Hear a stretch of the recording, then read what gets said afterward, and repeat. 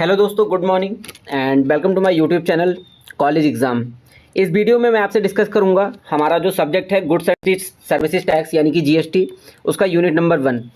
तो चलिए इसी के साथ स्टार्ट करते हैं। और उससे पहले मैं आप सभी से एक चीज़ और बताना चाहता हूं कि अगर आप सभी को इस वाले यूनिट का जो नोट्स है अगर वो चाहिए तो आपको मेरा टेलीग्राम चैनल ज्वाइन करना पड़ेगा, जो कि कमेंट बॉक्स में मैं पिन कर दूँगा और डिस्क्रिप्शन बॉक्स में जिसका मैं लिंक ऐड कर दूँगा।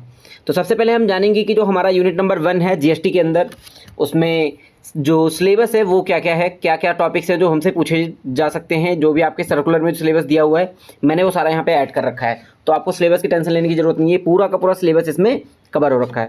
तो सबसे पहले हमारे पास आता है constitutional framework of indirect taxes before GST, यानी कि जीएसटी के पहले हमारा जो इनडायरेक्ट टैक्सेस था उसको लेके यहाँ पे बात की गई है। देन रेशनल फॉर जीएसटी है, यानी कि जो जीएसटी आया गया उसका क्या पर्पस था इसके बारे में बात की जाएगी।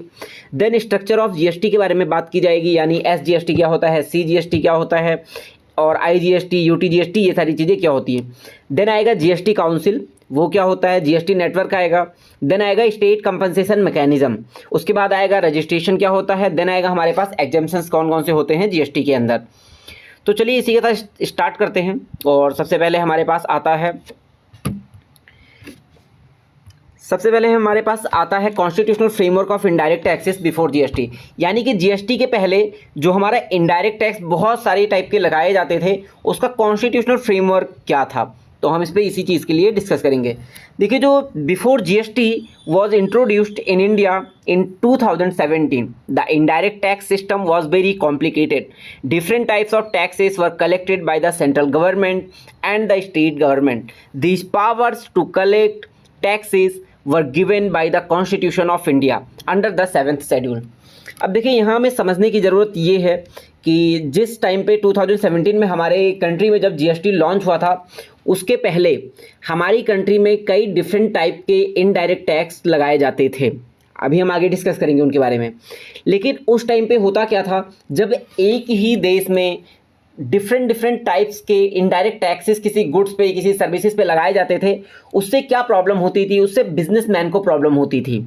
बहुत ही ज़्यादा कॉम्प्लिकेटेड हो जाता था जीएसटी को इनडायरेक्ट टैक्सेस को कैलकुलेट करना, उसका पे करना, ये सारी चीज़ें बहुत ही ज़्यादा प्रॉब्लम से भरी हुई थी। होता क्या है, 2017 में जीएसटी लॉन्च होता है। ये जीएसटी जो है वो हमारा इनडायरेक्ट टैक्स है। देखिए, टैक्स जो होता है वो मेनली 2 टाइप के होते हैं, एक होता है डायरेक्ट टैक्स, एक होता है इनडायरेक्ट टैक्स। देखिए, डायरेक्ट टैक्स कौन सा टैक्स होता है, डायरेक्ट टैक्स वही टैक्स होता है जो पर्सन लायबल है वही पे करेगा, वो डायरेक्ट टैक्स हो गया। जैसे डायरेक्ट टैक्स के अंदर हमारा सबसे अच्छा एग्जांपल है इनकम टैक्स। देखिए, इनकम टैक्स क्या होता है कि आपने इनकम अर्न की है, अब आपकी ही जिम्मेदारी है उस इनकम पे टैक्स पे करने की। लेकिन अगर हम इनडायरेक्ट टैक्स की बात करें, ये तो डायरेक्ट टैक्स हो गया, अगर हम इनडायरेक्ट टैक्स की बात करें तो इनडायरेक्ट टैक्स का मतलब होता है कि आपके बिहाफ पे कोई और आपका टैक्स पे करेगा। यानी कि आपसे किसी ने प्रोडक्ट खरीदा, आपने उससे टैक्स कलेक्ट किया, देन आप जाके गवर्नमेंट को पे कर रहे हैं, यानी आप जो बायर है उसके बेस पे गवर्नमेंट को टैक्स पे कर रहे हैं। इस कॉन्सेप्ट को इनडायरेक्ट टैक्स कहते हैं। तो इस पूरे जो मैंने एक्सप्लेनेशन दिया, इनमें से केवल हमें 2 चीज़ पता लगती है कि टैक्सेस जो होते हैं हमारे 2 प्रकार के होते हैं, एक होता है डायरेक्ट टैक्स, एक होता है इनडायरेक्ट टैक्स। इंडिया के अंदर 2017 से पहले different type of indirect tax मिलते थे, डिफरेंट टाइप ऑफ टैक्सेस लगाए जाते थे स्टेट गवर्नमेंट के द्वारा, सेंट्रल गवर्नमेंट के द्वारा, जो बहुत ही ज़्यादा कॉम्प्लिकेटेड होता था। इसी को टैकल करने के लिए, इस प्रॉब्लम को सॉल्व करने के लिए इंडिया के अंदर जीएसटी लाया गया। अब देखिए, जीएसटी की अगर हम बात करें या फिर टैक्स की अगर हम बात करें तो वो हर कोई जाके कलेक्ट नहीं कर सकता। जो भारत का जो संविधान है, जो कॉन्स्टिट्यूशन ऑफ इंडिया है, वो गवर्नमेंट्स को पावर देती है, यानी सरकार को ये ताकत देती है कि वो डे टू डे ऑपरेशंस के लिए, किसी भी टाइप के एक्सपेंडिचर के लिए और अपने पास पैसा इकट्ठा करने के लिए जो इंडियन पब्लिक है या फिर जितना भी उसके कंट्रोल में बाउंड्रीज हैं उसके अंडर वो अपने टैक्सेस लगा सकती है। तो इसके पास हिसाब से हम क्या समझ में आते हैं कि ये जो पावर है टैक्स कलेक्ट करने की वो केवल और केवल इंडियन गवर्नमेंट के पास है, ऑथोराइज्ड पर्सन के पास है। मैं और आप अगर चाहें तो किसी से जाके टैक्स कलेक्ट नहीं कर सकते। आप सोच के देखिए, एक गाँव है आपका और आप वहाँ पर जाते हैं और आप वहाँ पर जाके लोगों को बोलते हैं भाई मुझे तो अब सड़क बनानी है, और आप मुझे पैसा देना शुरू कर दीजिए। क्या आपको लोग पैसा देंगे? नहीं देंगे। लेकिन वहीं सरकार आती है, सरकार क्या करती है, एक बड़ा सा रोड बना देती है और उसके बाद वहाँ पे टोल टैक्स लगा देती है, और आने जाने वाले गाड़ी हो, साइकिल हो, बाइक हो, 4 व्हीलर हो, ट्रक हो, कोई भी गाड़ी हो, उससे आने जाने वालों से वो 50 रुपये वसूल करती है। क्या कोई मना कर सकता है? नहीं मना कर पाएगा। क्यों? क्योंकि आपके पास लीगल पावर नहीं है, बट सरकार के पास लीगल पावर है। अगर आप टैक्स पे नहीं करते हैं तो सरकार आपके खिलाफ एक्शन ले सकती है, केस फाइल किया जा सकता है, आपको पेनल्टी पे करना पड़ेगा अगर आपने टैक्सेस पे नहीं किए। अब देखिए, ये जो कॉन्स्टिट्यूशन के अंदर जो सरकार को पावर दी गई है वो उसको कैसे मिली, तो जो अभी हम यहाँ पे पढ़ लेते हैं, पहले रीड कर लेते हैं एक बार। The 7th schedule of the Indian constitution divide the power of taxation between the centre and the state through 3 list. देखिए, जो 7th शेड्यूल है हमारे इंडियन कॉन्स्टिट्यूशन का, उसके अंदर ये डिवाइड किया गया है कि सेंट्रल के पास कितनी पावर है और स्टेट के पास कितनी पावर है टैक्सेस से रिलेटेड। तो सबसे पहले आता है यूनियन लिस्ट, यानी कि लिस्ट नंबर 1, जिसके अंदर सरकार यानी कि जो सेंट्रल पावर है उसको बताया गया है कि आप टैक्सेस कलेक्ट कर सकते हैं। एग्जाम्पल है, कौन कौन से टैक्सेस सेंट्रल गवर्नमेंट कलेक्ट कर सकती है? एक्साइज ड्यूटी है, कस्टम ड्यूटी है, सर्विसेज टैक्स है। देन हमारे पास आता है लिस्ट नंबर 2, जिसको हम कहते हैं स्टेट लिस्ट। इसके अंदर पावर दिया जाता है स्टेट को कि वो स्टेट के अंदर डिफरेंट टाइप ऑफ टैक्सेस लगा सकती है। एग्जाम्पल वैट है, एंट्री टैक्स है, एंटरटेनमेंट टैक्स है। नेक्स्ट हमारे पास आता है कॉन्करेंट लिस्ट। कॉन्करेंट लिस्ट का मतलब ये होता है कि यहाँ पे स्टेट को भी पावर है और सेंट्रल गवर्नमेंट को भी पावर है टैक्सेस लगाने के लिए। Both centre and state can make laws but centre's law will apply in case of conflict. यहाँ पे एक और चीज़ है, बहुत ज़्यादा इंपॉर्टेंट है। मान लीजिए सेंटर है, स्टेट है, यहाँ पे दोनों लोगों को पावर तो है कि वो अपने हिसाब से टैक्सेस या फिर कानून बना सकते हैं टैक्स से रिलेटेड। बट अगर कोई भी कानून सेंट्रल गवर्नमेंट ने पास कर दिया और अगर कोई भी कानून स्टेट गवर्नमेंट ने पास करा और अगर दोनों के बीच में कॉन्फ्लिक्ट ऑफ इंटरेस्ट अराइज होता है, उस टाइम पे जो सेंटर का कानून होगा उसे ही माना जाएगा। नेक्स्ट हमारे पास आता है not used for major indirect taxes before GST. देखिए, उसके बाद हम बात करेंगे एग्जांपल्स क्या है इनडायरेक्ट टैक्सेस के जीएसटी के पहले। देखिए, जीएसटी आने के बाद ना कई सारे टैक्सेस को मिला दिया गया है, यानी कि जैसे होता नहीं है कि मिक्स वेज सब्जी बन गई तो उसमें सारे डिफरेंट टाइप्स ऑफ जितने भी वेजिटेबल्स उनको मिला के बना दिया जाता है, तो भाई इसी टाइप से इसमें भी बनाया गया है। देखिए, सबसे पहले होता था सेंट्रल एक्साइज ड्यूटी, और ये लगता किस पे था? On manufactures of good in India. जो भी गुड्स इंडिया में मैन्युफैक्चर्स होते थे उसके अंदर लगाया जाता था सेंट्रल एक्साइज ड्यूटी। एग्जाम्पल के लिए, a soap making factory pays excise duty on each soap it manufactures. Next हमारे पास आता है कस्टम्स ड्यूटी। कस्टम ड्यूटी किस पे लगता था? ऑन इंपोर्ट और एक्सपोर्ट ऑफ गुड। जब आप किसी गुड्स का यानी किसी के सामान का आयात करते हैं यानी इंडिया के अंदर मंगाते हैं, और निर्यात करते हैं यानी कि किसी दूसरी कंट्री में भेजते हैं। Example, importing a car from Germany attracts custom duty. अगर आप जर्मनी से कोई कार इंडिया के अंदर मंगवा रहे हैं तो उस पे जो टैक्स लग रहा है वो लगेगा कस्टम्स ड्यूटी। और ये सारे जो टैक्स मैं आपको पढ़ा रहा हूँ ये सारे के सारे सेंट्रल गवर्नमेंट ही लगाती है। नेक्स्ट हमारे पास आता है सर्विस टैक्स। ये किस पे लगेगा? ये लगेगा सर्विसेज प्रोवाइडेड। सर्विस प्रोवाइडेड मतलब क्या होता है? आप रेस्टोरेंट में जाते हैं, आप देखते हैं वहाँ पे आपको सर्विस टैक्स चार्ज किया जाता है, यानी कि जो वेटर आपके लिए खाना लेके आ रहा है, जो वेटर आपके लिए पानी लेके आ रहा है, वो क्या है? वो कोई प्रोडक्ट नहीं है, वो उस होटल की, उस रेस्टोरेंट की सर्विस के अंदर काउंट किया जाता है। एग्जाम्पल, अ ब्यूटी पार्लर और hotel add service tax to the bill. यानी कि जो ब्यूटी पार्लर वाले होते हैं और जो होटल होता है वो क्या करते हैं? वो सर्विस टैक्स ऐड करते हैं। नेक्स्ट हमारे पास आता है सेंट्रल सेल्स टैक्स। इसके अंदर क्या होता है? On inter state sale of goods selling clothes from Delhi to a shop in Punjab. इसके अंदर क्या होता है? सेंट्रल सेल्स टैक्स लागू होता है। इंटर स्टेट सेल का मतलब क्या होता है? जब किसी दो स्टेट के बीच में सेल हो रही हो, गुड्स का मूवमेंट हो रहा हो, यानी मैं दिल्ली के अंदर बैठा हुआ हूँ, मैं जाता हूँ और मैंने मुंबई से कोई चीज़ खरीदी है, तो क्या होगा? यहाँ पे दो स्टेट आ गए, तो जो दोनों जगह के स्टेट के अंदर से क्या हो रहा है? गुड्स मूव कर रहे हैं, मुंबई से दिल्ली आ रहा है, तो उस टाइम पे क्या है? सेंट्रल सेल्स टैक्स लगाए जाते थे। नेक्स्ट हमारे पास आता है taxes by the state government. अब स्टेट गवर्नमेंट कौन कौन से टैक्स लगाती थी? स्टेट गवर्नमेंट टैक्स लगाती थी वैल्यू एडेड टैक्स। इसका मतलब ऑन व्हाट, किस पे लगाया जाता था? On sale of goods with in a state. जब कोई भी गुड्स यानी कि सामान का सेल एक स्टेट के अंदर होता था, जैसे उत्तर प्रदेश के अंदर कई सारे ज़िले हैं, मान लीजिए कोई लखनऊ से कोई जा रहा है और लखनऊ से बाराबंकी गया, लखनऊ से कानपुर गया, तो उस टाइम पे वैल्यू एडेड टैक्स लगाया जाता था। Buying a mobile phone in Haryana VAT is added to the bill. अगर आप कोई भी मोबाइल फ़ोन हरियाणा में खरीद रहे हैं तो उस टाइम पे क्या लगेगा? वैट लगाया जाता था। नेक्स्ट हमारे पास आता है एंटरटेनमेंट टैक्स। ये किस पे लगाया जाता था? मान लीजिए आप किसी मूवी टिकट खरीद रहे हैं, कोई पार्क आप जा रहे हैं जिसमें टिकट दिया जाता है, तो उस टाइम पे ये वाला टैक्स लगाया जाता था। नेक्स्ट हमारे पास आता है entry tax. On entry of goods into local areas. जब कोई भी गुड्स जो है, सामान जो है, किसी लोकल एरिया में एंट्री करता था, उस टाइम पे ये वाला टैक्स लगाया जाता था। Example, a truck entering Mumbai with goods had to pay octroi at the entry point. मान लीजिए कोई ट्रक है, वो मुंबई के अंदर एंटर कर रहा है, उस टाइम पे क्या होगा? उस टाइम पे ऑक्ट्रॉय नामक का जो टैक्स है, एंट्री टैक्स है, उसे लगाया जाता था। नेक्स्ट हमारे पास आता है लग्जरी टैक्स। लग्जरी टैक्स किस पे लगता था? जितने भी लग्जरी आइटम्स होते थे, एसी है, 5 स्टार होटल है, कोई कार है, वो सभी क्या है? लग्जरी आइटम्स के अंदर काउंट होते हैं, तो इन सभी के ऊपर भी टैक्स लगाया जाता था। अब उसके बाद आता है problems in pre GST tax system. देखिए, प्री जीएसटी टैक्स सिस्टम के अंदर प्रॉब्लम क्या क्या थी, हम उसके बारे में बहुत ज़्यादा डिटेल में यहाँ पे डिस्कस करेंगे। Before the introduction of GST in 2017, the Indian indirect tax system was very complex, inefficient and difficult to manage.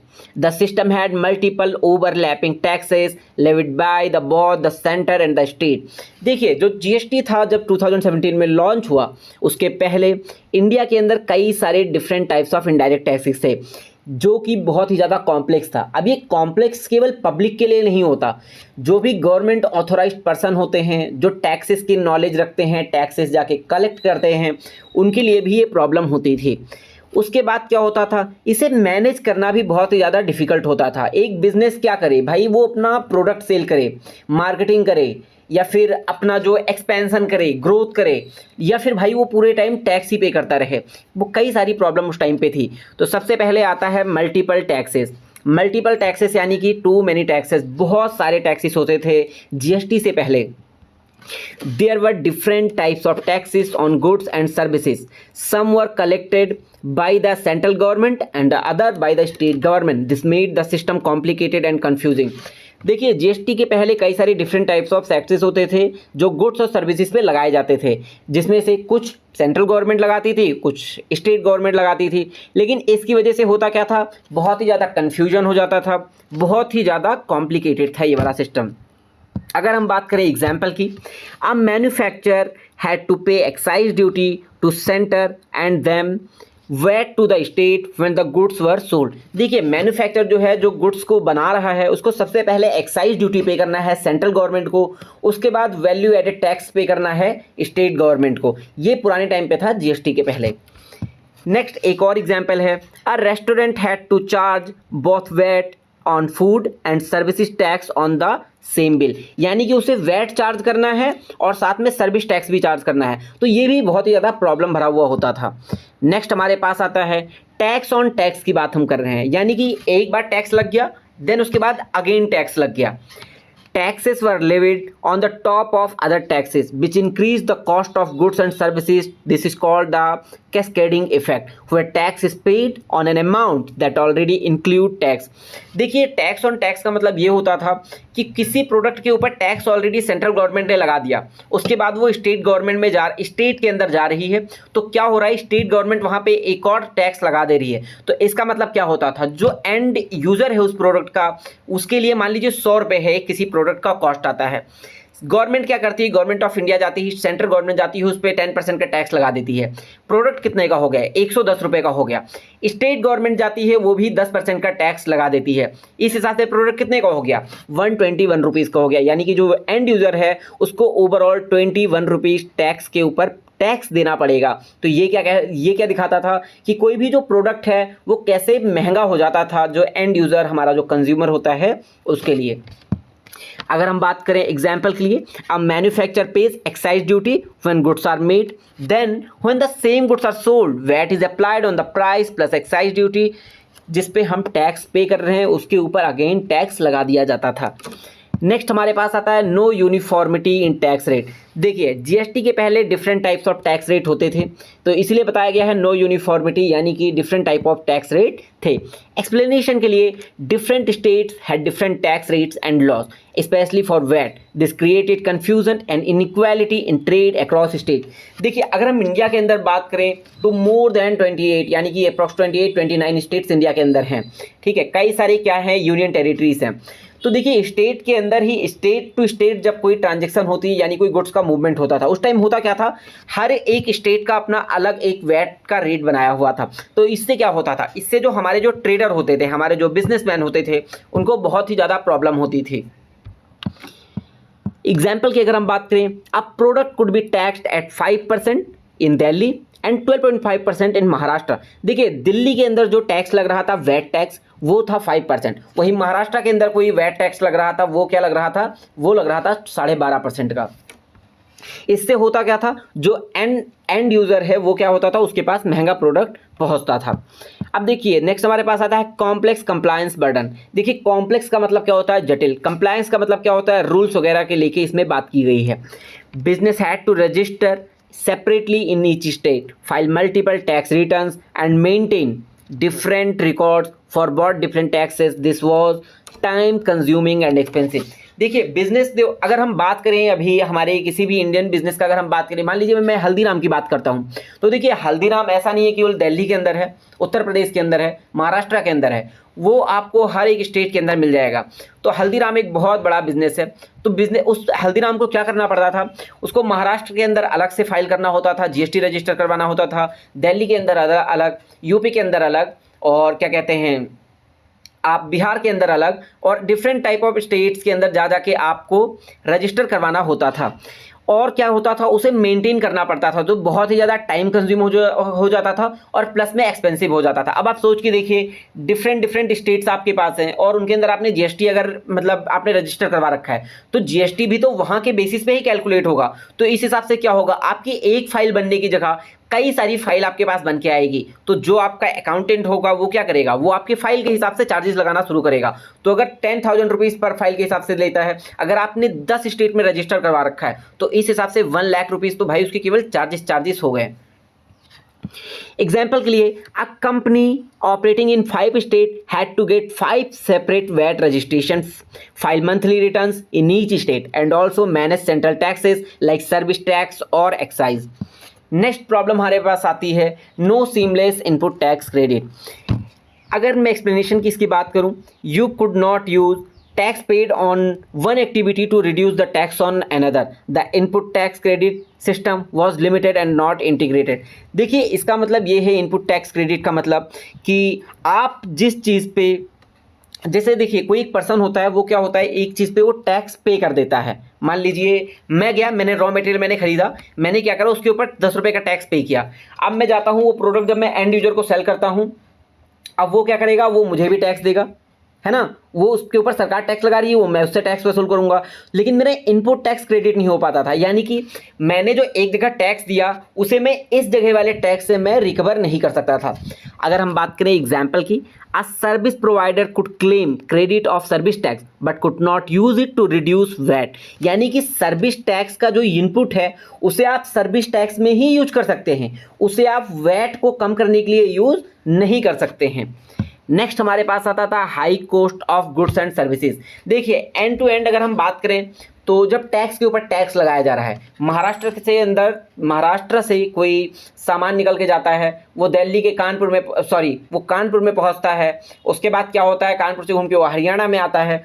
तो यहाँ पे क्या हुआ, यहाँ पे वो 3 स्टेट्स को पास करके हुए आ रहा है। तो इस बेसिस पे अगर हम देखें तो 3 जगह उस पर टैक्स लगाया गया होगा। तो इससे क्या होगा, इससे जो एंड टू एंड जो भी कंज्यूमर होगा उसको ज़्यादा टैक्स देना पड़ेगा। Example, the same product would get taxed at multiple stages, like manufacturing के टाइम पे, सेल के टाइम पे और सर्विस के टाइम पे। इससे होता क्या था, जो एंड यूजर होता था उसके लिए वो प्रोडक्ट एक्सपेंसिव हो जाता था। नेक्स्ट हमारे पास आता है barrier to inter state trade. देखिए अभी हमने ऊपर बात किया क्या है कि स्टेट के पास different types of tax rate थे। इसकी वजह से क्या था कि जो ट्रेडर्स होते थे, यानी कि जो बिजनेसमैन होते थे, उन्हें भी बहुत ही ज़्यादा प्रॉब्लम फेस करनी पड़ती थी। भाई जीएसटी रजिस्ट्रेशन करवाना, जीएसटी के रिटर्न, आपको क्या था, उसे आपको वैट के लिए रजिस्ट्रेशन करवाना होता था, आपको वैट के लिए प्रॉपर फाइल डॉक्यूमेंटेशन, प्रॉपर एक स्टाफ मेंटेन करना होता था हर एक स्टेट के अंदर। Example, transportation good from Haryana to West Bengal requiring paying CST, filing multiple forms and delays at state border. इसकी वजह से क्या होता था, बहुत सारे फॉर्म, यानी कि देखिए रूल्स और रेगुलेशंस बहुत ज़्यादा थे, जिसकी वजह से क्या था, ये बहुत ज़्यादा कॉम्प्लेक्स हो जाता था। जो हमारे बिजनेसमैन होते थे जो इंटर स्टेट कर रहे हैं, यानी कि one state to another state जा रहे हैं। Why GST was needed, GST की ज़रूरत क्यों थी? तो जो ऊपर के हमने प्रॉब्लम देखे, इसकी वजह से GST की ज़रूरत थी। यानी कि जो to create one nation one tax, यानी कि एक राष्ट्र है तो एक टैक्स देना पड़ेगा।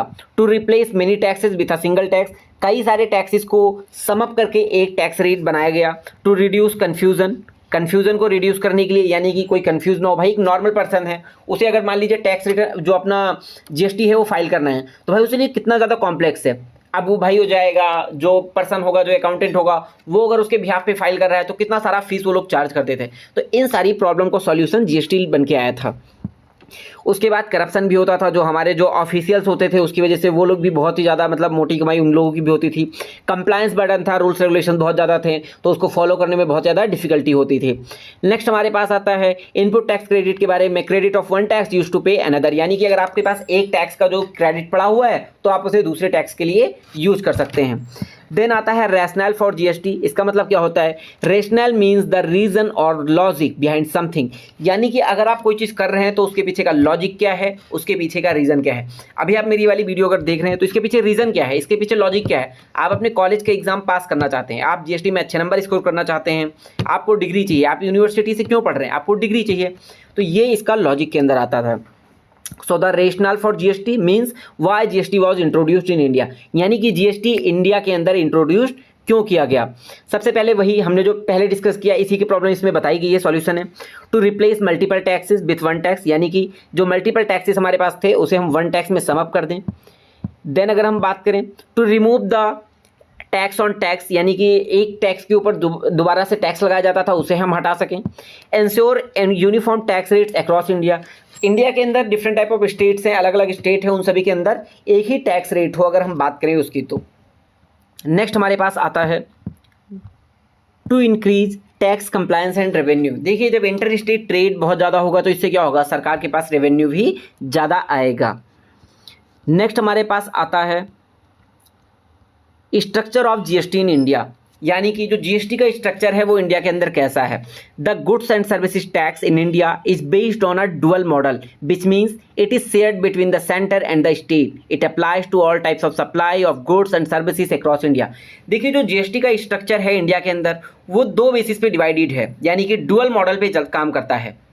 एक क्या है, एक तो सेंट्रल के बीच में शेयर होता है, दूसरा स्टेट के बीच में शेयर होता है। देखिए कोई भी गवर्नमेंट है अगर उसके पास जो रेवेन्यू के सोर्सेज क्या होते हैं, तो GST उसमें एक मेन रेवेन्यू का सोर्स है, जिससे होता क्या है, जितने भी गुड्स और सर्विसेज अक्रॉस इंडिया में अगर इनका मूवमेंट होता है तो उससे क्या होता है, GST ये लोग कलेक्ट करते हैं। उसके बाद में जो स्टेट होता है और जो सेंट्रल होता है उसके बीच में डिवाइड कर दिया जाता है। कुछ इनके टर्म्स एंड कंडीशन होते हैं कि कैसे कैसे होगा, ये हम नेक्स्ट आने वाले यूनिट में समझेंगे। अब देखिए क्या है, यहाँ पे 4 कंपोनेंट्स हैं GST के। सबसे पहले हमारे पास CGST, SGST, UTGST, IGST। अगर हम बात करें CGST के बारे में, CGST है central goods and services tax. ये किसके द्वारा लगाया जाता है, ये लगाया जाता है bye the central government. Applicable कब होगा, जब हम इंट्रा स्टेट सेल्स कर रहे होते हैं। SGST कब लगाया जाता है, state goods and services tax, ये कौन लगाता है, ये स्टेट गवर्नमेंट लगाता है जब हम इंट्रा स्टेट सेल कर रहे होते हैं। UTGST कब होता है, जब ये होता है union territory goods and services tax. ये किसके द्वारा लगाया जाता है, ये यूनियन टेरिटरी गवर्नमेंट लगाती है। किसके ऊपर, जब इंट्रा यूटी सेल हो रहा होता है। IGST कब लगता है, IGST है integrated goods and services tax. ये कौन लगाता है, ये सेंट्रल गवर्नमेंट लगाता है। ये कैसे होता है, वो on inter state sales and imports exports, जो भी इंटर स्टेट सेल होती है और जो भी इम्पोर्ट एक्सपोर्ट चल रहा होता है उसके बारे में लगाते हैं। अब जानेंगे हम इसके बारे में थोड़े और डिटेल में। सबसे पहले हमारे पास आता है CGST, जिसका मतलब है central goods and services tax. Collect कौन करता है, सेंट्रल गवर्नमेंट।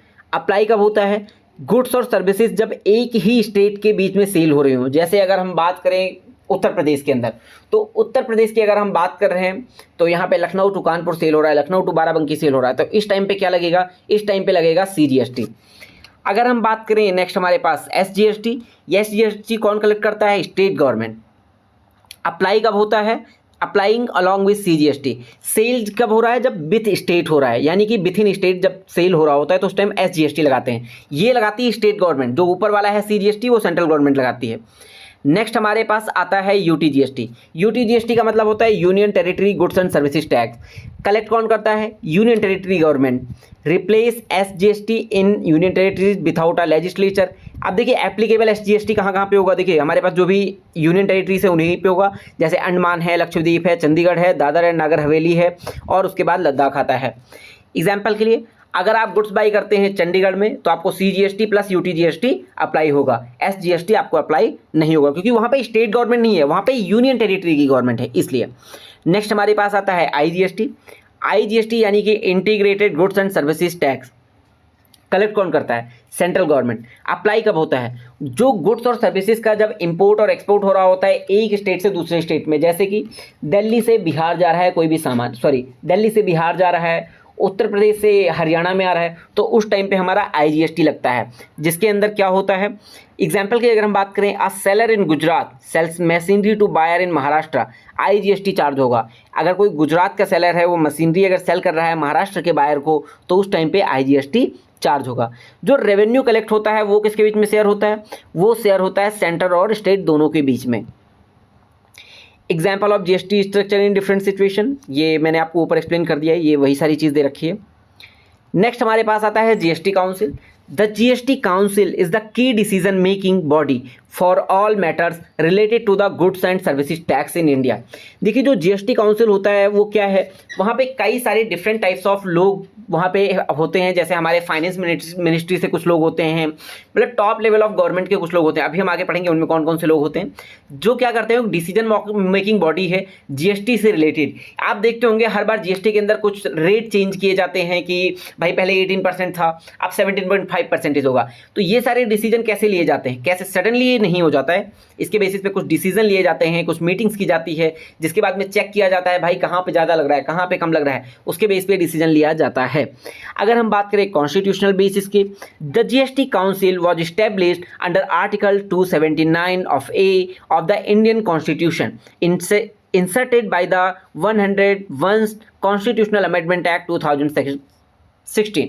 अगर हम फॉर्मेशन डेट की बात करें तो GST काउंसिल 15 सितंबर 2016 में फॉर्म हुई थी। ऑब्जेक्टिव क्या है, to ensure uniformity and coordination in GST law rates administration across the country. देखिए अभी हमने बात किया कि तो GST है वो अब हर एक स्टेट पे लागू होता है, पूरे के पूरे इंडिया पे लागू होता है, इंक्लूडिंग जम्मू एंड कश्मीर।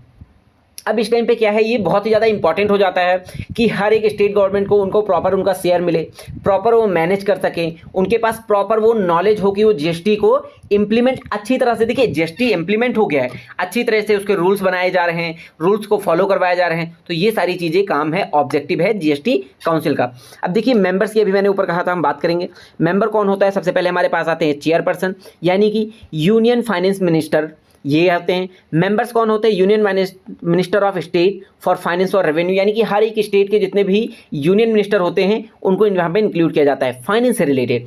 और मेंबर कौन होता है, finance minister of all state and UTs with legislature, जितने भी फाइनेंस मिनिस्टर हैं यूटी के वो सारे लोग भी इसमें इंक्लूड होते हैं। Each member represents either the centre or the state ensuring cooperative federalism. देखिए यहाँ पे क्या होता है, हर एक स्टेट के मेंबर होते हैं, जिससे क्या होता है वो अपने आप को रिप्रेजेंट कर पाते हैं, अपने स्टेट को रिप्रेजेंट कर पाते हैं। मैं अगर बात करूँ उत्तर प्रदेश के अंदर, मान लीजिए किसी GST से रिलेटेड कोई प्रॉब्लम उत्तर प्रदेश के अंदर आती है, तो उत्तर प्रदेश के जो भी फाइनेंस मिनिस्टर हैं वो क्या करेंगे, वो GST काउंसिल में बैठेंगे, वो बातचीत करेंगे, वो अपनी प्रॉब्लम बताएंगे और ओवरऑल जो GST काउंसिल होगी वो उनको सॉल्यूशन बताएगी। नेक्स्ट हमारे पास आता है quorum and decision making. Decision making quorum, at least 50% of total members must be present to hold a meeting, यानी कम से कम मान लीजिए 100 लोग हैं तो कम से कम उसमें से 50 लोग एक मीटिंग के अंदर होने चाहिए, जिससे कि वो मीटिंग रखी जा सके। वोटिंग पावर की अगर हम बात करें, सेंटर के पास 1/3 है, स्टेट के पास 2/3 वोटिंग पावर है। अब डिसीजन कब पास होता है, जस्ट 75% एग्री कर जाएंगे, यानी कि मान लीजिए अभी मैं GST की बात करूं तो पानी पे मुझे जीएसटी लगाना शुरू करना है। अब मैं पानी पे बात कर रहा हूँ, मैं 20% जीएसटी लगाना चाहता हूँ, तो ऐसा नहीं है जीएसटी काउंसिल आएगी बैठेगी, भाई जीएसटी काउंसिल ने वाटर पे टैक्स लगा दिया, पास हो गया बिल, ऐसा नहीं होगा। वहाँ पे वोटिंग राइट्स है सभी के पास। 75% लोग जब तक अपनी वोटिंग, यानी 100 में से 75 लोग जब तक हाँ नहीं बोलेंगे तब तक आप नहीं लगा सकते हैं वाटर के ऊपर 20% जीएसटी। नेक्स्ट हमारे पास आता है फीचर की बात करें तो इसमें सबसे पहले रेट्स डिसाइड करते हैं, रेट्स ये लोग डिसाइड करते हैं कितना होना चाहिए। एग्जाम्पन्स डिसाइड करते हैं कि कितना होना चाहिए। Models of GST law rules बताते हैं। स्पेशल रेट्स को भी डिसाइड करते हैं। Place of supply, time of supply rules के रिलेटेड बात करते हैं। रेजोल्यूशन ऑफ डिस्प्यूट्स, मान लीजिए किसी स्टेट को कोई प्रॉब्लम है सेंटर से, सेंटर को कोई प्रॉब्लम है स्टेट से, तो ये सारी डिस्प्यूट को भी ये लोग रिजॉल्व करते हैं। नेक्स्ट हमारे पास आता है meeting of the GST council. Meetings are held frequently, generally every few month. देखिए जो जीएसटी काउंसिल की मीटिंग है वो हर एक मंथ के अंदर या फिर क्वार्टर के बेस में रखी जाती है, जिससे जीएसटी से रिलेटेड प्रॉब्लम अगर कोई अराइज हो रही है तो उसे हम सॉल्व कर सकें। कॉन्फ्लिक्ट अगर किसी स्टेट के बीच में, सेंटर के बीच में अराइज हो रही है तो हम उसे सॉल्व कर सकें। Decisions are taken after discussion between the centre and state representative.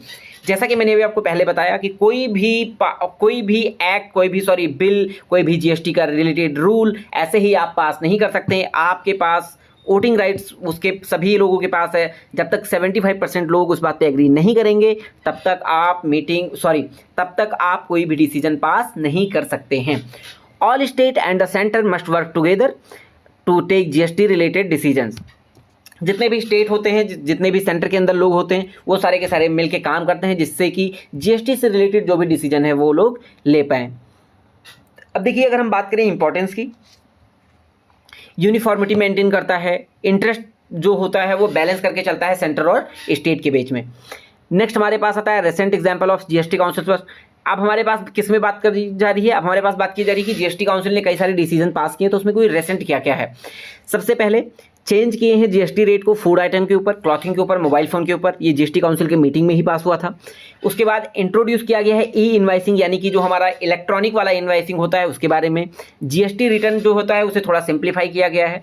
Next हमारे पास आता है स्मॉल बिजनेसेस के लिए थ्रेशोल्ड के ऊपर भी बात की गई है। उसके बाद अगर हम बात करें, हमारे पास टॉपिक आता है GST network. GSTN stand for goods and services tax network. It is the technology backbone of the GST system in India. देखिए जीएसटी नेटवर्क की इसमें किस में बात की गई, इसमें टेक्नोलॉजी की बात करी गई है। इसमें डिजिटलाइजेशन के बारे में बात की गई है, यानी कि अगर हम जीएसटी को जो फॉर्म भर रहे हैं, जीएसटी के लिए अप्लाई कर रहे हैं, तो कैसे वो डिजिटल मीडियम में करें। GSTN is a non-government private limited company that provides IT infra to implement and manage the entire GST system। जो भी GST सिस्टम है उसको इम्प्लीमेंट करने के लिए, उसको मैनेज करने के लिए एक जो GSTN है वो नॉन गवर्नमेंट है, यानी कि एक प्राइवेट लिमिटेड कंपनी है जो IT इंफ्रा की सर्विसेज प्रोवाइड कर रही है गवर्नमेंट ऑफ इंडिया को, कि जिससे रिलेटेड जितनी भी GST से रिलेटेड जो भी डिजिटल वर्क हो रहा है उसे वो लोग मैनेज कर सकें। अगर हम बात करें की पॉइंट्स के बारे में, तो इस्टेब्लिशमेंट इसका कब हुआ था, मार्च 2013 को। इसके बाद ऑपरेशनल कब हुआ था, जीएसटी के लगने के बाद, यानी 2017 में। पर्पस क्या है, पर्पस है कि एक कॉमन डिजिटल प्लेटफॉर्म बनाया जाए टैक्स पेयर के लिए, सेंट्रल गवर्नमेंट के लिए, स्टेट गवर्नमेंट के लिए और बैंक्स के लिए भी, और जितने भी स्टेक होल्डर हैं, बैंकर्स हैं भाई, स्टेक होल्डर्स और भी कई सारे स्टेक होल्डर्स आते हैं। ऑनरशिप स्ट्रक्चर की अगर हम बात करें, originally a private company but later turn into a government own company for better control. देखिए सबसे पहले ये कंपनी थी वो थी प्राइवेट कंपनी, लेकिन उसके बाद में इसे गवर्नमेंट ओन कंपनी बता दिया गया। यानी कि जो सेंट्रल गवर्नमेंट है उसमें 50% होल्डिंग रखती है, जो स्टेट गवर्नमेंट है उसमें 50% होल्डिंग रखी है। टोटल गवर्नमेंट ओनरशिप आती है 100%, यानी कि इसके पास सेंट्रल गवर्नमेंट के पास भी पावर है और स्टेट गवर्नमेंट के पास भी पावर है। मेन फंक्शंस क्या है, जीएसटी रजिस्ट्रेशन से रिलेटेड सर्विस प्रोवाइड करते हैं, जीएसटी फाइलिंग को जो रिटर्न हम फाइल करते हैं उसके लिए हेल्पफुल होते हैं, रिफंड्स के ऊपर बात करते हैं, इनवाइस मैचिंग के लिए ये है, वेरिफिकेशन के लिए है, मान लीजिए कोई ऑडिटर है अगर कोई वेरीफाई करना चाहता है तो उसके लिए है, ई वे बिल है यानी इलेक्ट्रॉनिक मीडियम में आप बिल जनरेट कर सकते हैं, और रियल टाइम एक्सेस है यानी कि आप कभी भी जाके इसे एक्सेस कर सकते हैं, अपने डेटा को आप चेक कर सकते हैं। नेक्स्ट आता है यूजर्स कौन कौन है, तो यूजर्स हैं टैक्स पेयर्स हैं, सेंट्रल बोर्ड है, स्टेट जीएसटी डिपार्टमेंट है, बैंक्स हैं और भी स्टेक होल्डर है जैसे एनएसडीएल है, एनआईसी है। एनएसडीएल यानी कि जो ये नेशनल सिक्योरिटी डिपॉजिटरी लिमिटेड है उसके बारे में बात की जा रही है। नेक्स्ट आता है टेक्नोलॉजी के ऊपर कौन पार्टनर है, तो ये इन्फोसिस लिमिटेड है जो कि मैनेज करता है ये सारी की सारी चीज़ें, जो डेवलप करता है, मेंटेन करता है जीएसटी पोर्टल को। देखिए ये बहुत ज़्यादा इंपॉर्टेंट क्वेश्चन है, ये पूछा जा सकता है। जीएसटी पोर्टल वेबसाइट कौन सा है, ये मैंने वेबसाइट यहाँ पे मेंशन कर दिया है, अगर आप चेक करना चाहें तो आप जाके चेक कर सकते हैं। नेक्स्ट आता है state compensation mechanism under GST. देखिए स्टेट कंपनसेशन मैकेनिज्म का मतलब क्या है, देखिए जीएसटी से पहले क्या होता था, हर एक स्टेट गवर्नमेंट अपना अलग अलग डिफरेंट टाइप्स ऑफ टैक्सेस लगाती थी। तो मान लीजिए अगर कोई रूल लेके आ रहे हैं तो हर एक स्टेट को ये टेंशन रहेगा भाई कि मेरा जो रेवेन्यू है वो घट ना जाए। तो यहाँ पे आता है कंपनसेशन, यानी कि क्षतिपूर्ति। कंपनसेशन का मतलब क्या होता है, क्षतिपूर्ति। मान लीजिए आपका कोई नुकसान हो जाता है तो उसे सेंट्रल गवर्नमेंट भरेगी, ऐसा कुछ करके यहाँ पे बात की जा रही है। When GST was introduced in 2017, state was afraid of losing revenue। जो मैंने आपको पहले बताया, जीएसटी रिप्लेस्ड, कई सारे टैक्सेस को उसने रिप्लेस कर दिया। स्टेट इस डर में थे कि कहीं उनके जो इनकम है वो रिड्यूस ना हो जाए। उस टाइम पे यहाँ पे डिसाइड किया गया, सेंट्रल ने उन्हें प्रॉमिस किया कि वो कंपनसेट करेंगे स्टेट को जो भी उनका लॉस होगा जीएसटी की वजह से। लीगल बेसिस की अगर हम बात करें 2016 में है। कंपनसेशन मैकेनिज्म कब आया था, GST compensation to states act 2017। अब देखिए ड्यूरेशन की इसमें बात की जा गई है। The central government promised compensation for 5 years from July 1 2017 to July 30 2022। Central ने कब के लिए बोला था कि ये 5 साल के लिए प्रोवाइड करेंगे कंपनसेशन, यानी कि 5 साल के अंदर अगर कोई उनका लॉस होता है तो ये उसे देंगे। लेकिन अब कैसे लॉस कैसे कैलकुलेट होगा, स्टेप बाय स्टेप की अगर हम बात करें, सबसे पहले हमारे पास बेस ईयर होगा। बेस ईयर किसका लिया जाएगा, 2015-16 का। एज्यूम ग्रोथ 14% पर ईयर, इस शॉर्टफॉल कैलकुलेशन होगा। देखिए अब मैं आपको इजी लैंग्वेज में बताता हूँ। मान लीजिए 2015-16 में क्या होता है, 100 रुपये का ये लोग टैक्स कलेक्ट करते थे। 16-17 में कितना कैलकुलेट करते, 14% के हिसाब से 114 रुपये करते। लेकिन क्या हुआ, वो जो जीएसटी है, जीएसटी यानी के बाद इनका कैलकुलेट कितना हुआ, केवल और केवल 110 रुपये। इस हिसाब से जो सेंट्रल गवर्नमेंट है वो इन्हें 4 रुपये अपने पास से देगी, जिससे कि ये अपना ये जो कंपनसेट है उसे ये फुलफिल कर सकें। अब देखिए यहाँ पे यही बात किया गया, शॉर्टफॉल कैलकुलेशन कैसे होगा। If the state actual revenue in a GST year was less, जितना प्रोजेक्टेड रेवेन्यू है अगर उससे लेस आता है तो जो सेंटर है वो पे करेगी डिफरेंस कंपनसेशन को। अब कंपनसेशन के लिए क्या होगा, कंपनसेशन के लिए एक फंड बनाया गया है। सोर्स ऑफ फंड क्या क्या रहेंगे, देखिए to pay the compensation the central collected a special tax called GST compensation cess on luxury and sin goods. Like goods कौन कौन से जिसके ऊपर लगाया जाएगा, सिगरेट्स है, पान मसाला है, ड्रिंक्स के ऊपर है, कोल के ऊपर है, कार के ऊपर है, वो भी लग्जरी और जो एसयूवीज हैं उनके बारे में। अब देखिए जो सेस वाला जो फंड आता है वो ना सेंट्रल गवर्नमेंट के पास जाएगा ना स्टेट गवर्नमेंट के पास जाएगा। उस फंड को क्या होता है, कलेक्ट किया जाता है, उसके बाद उसे एक मतलब डिफरेंट अलग इसे रिजर्व में रखा जाता है। उसके बाद जितना भी क्या कहते हैं उसे डिफरेंस पैदा होता है, जैसे मैंने आपको ये यहाँ पे डिस्कस करके आपको मैंने बताया था कि मान लीजिए यहाँ पे 114 रुपये का प्रोजेक्टेड है, 110 रुपये इनको मिला है, तो 4 रुपये का जो डिफरेंस होगा वो उसी सेस फंड से इन लोगों को दिया जाएगा, जो भी स्टेट्स होंगे जिनके पास ये नहीं पहुँचा होगा और जिन्होंने कंपनसेटरी ये सारे पे करे जाएंगे। नेक्स्ट हमारे पास आता है what happens if cess is not enough. अच्छा देखिए कई बार क्या होता है, सेस इनफ नहीं होता, यानी कि सेस फंड में पैसा तो भाई 2 ही रुपये लॉस बंदे का हो गया 4 रुपये का। तो उस टाइम पे क्या होगा, उस टाइम पे होगा ये कि जो सेंट्रल गवर्नमेंट है वो पैसा उधार लेगी, या फिर उसके रिजर्व के पास अगर पैसा पड़ा हुआ है तो उससे वो स्टेट गवर्नमेंट को पैसा देगी। यानी कि 2020 का एग्जाम्पल लिया गया है। कोविड की वजह से क्या हो गया था, सेस का कलेक्शन बहुत ही ज़्यादा कम हुआ था, इसलिए क्या किया था, सेंट्रल गवर्नमेंट ने लोन लिया था, उधार लिया था, और उसके बाद स्टेट्स को उन्होंने पे करा था, जिससे कि स्टेट अपने जो डे टू डे ऑपरेशन है उन्हें स्मूथली रन कर सकें। अब हमारे पास नेक्स्ट टॉपिक आता है what is registration. GST registration is the process of getting listed under the GST system. अब देखिए रजिस्ट्रेशन का मतलब क्या होता है, आप अपने आप को बता रहे हैं भाई हम यहाँ पे रजिस्ट्रेशन अपना करवा रहे हैं। इसके बाद होगा क्या, आपको एक जीएसटी नंबर दिया जाता था। Once registered the business is given a unique GSTN, यानी कि goods and services tax identification number.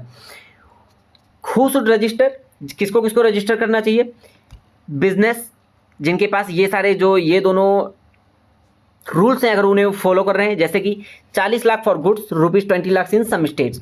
40 lakh रुपए के तक जिनका एग्रीगेट टर्नओवर है, कुछ स्टेट में 20 लाख के ऊपर बात की गई है। उसके बाद 20 लाख तक का इनका सर्विसेज के ऊपर टर्नओवर है, कुछ स्टेट में 10 लाख की बात की गई है। अगर कोई 2 स्टेट के बीच में गुड्स सप्लाई कर रहा है उसको भी करना है। कोई भी अगर अमेजॉन, फ्लिपकार्ट यानी कि ई कॉमर्स वेबसाइट पर सेल कर रहा है उसको भी करना पड़ेगा। नेक्स्ट हमारे पास आता है इंपोर्टर्स एंड एक्सपोर्टर्स, यानी कि casual taxable person for non resident taxable person, business required to pay tax under reverse charge mechanism. What is GSTIN? GSTIN number जो होता है goods and services tax identification number, ये कैसे होता है? पहले 2 डिजिट क्या होंगे? स्टेट कोड होंगे, फिर नेक्स्ट 10 डिजिट क्या हो गए? पैन नंबर होंगे, नेक्स्ट 1 डिजिट क्या होगा? एंट्री कोड होगा, नेक्स्ट 1 क्या होगा? अल्फ़ाबेट जेड के नेम से होगा, लास्ट डिजिट क्या होगा? एक चेक कोड दिया जाता है। यहाँ पे मैंने एग्जाम्पल भी बना रखा है कि कैसे एक जीएसटीआईएन दिखता है। टाइप ऑफ जीएसटी रजिस्ट्रेशन क्या होता है? नॉर्मल टैक्स पेयर है, यानी कि कंपनसेशन स्कीम है, कैजुअल टैक्सेबल पर्सन हो सकता है, नॉन रेजिडेंट टैक्सेबल पर्सन हो सकता है, ई कॉमर्स ऑपरेटर हो सकते हैं। अब ये हु शुड अप्लाई?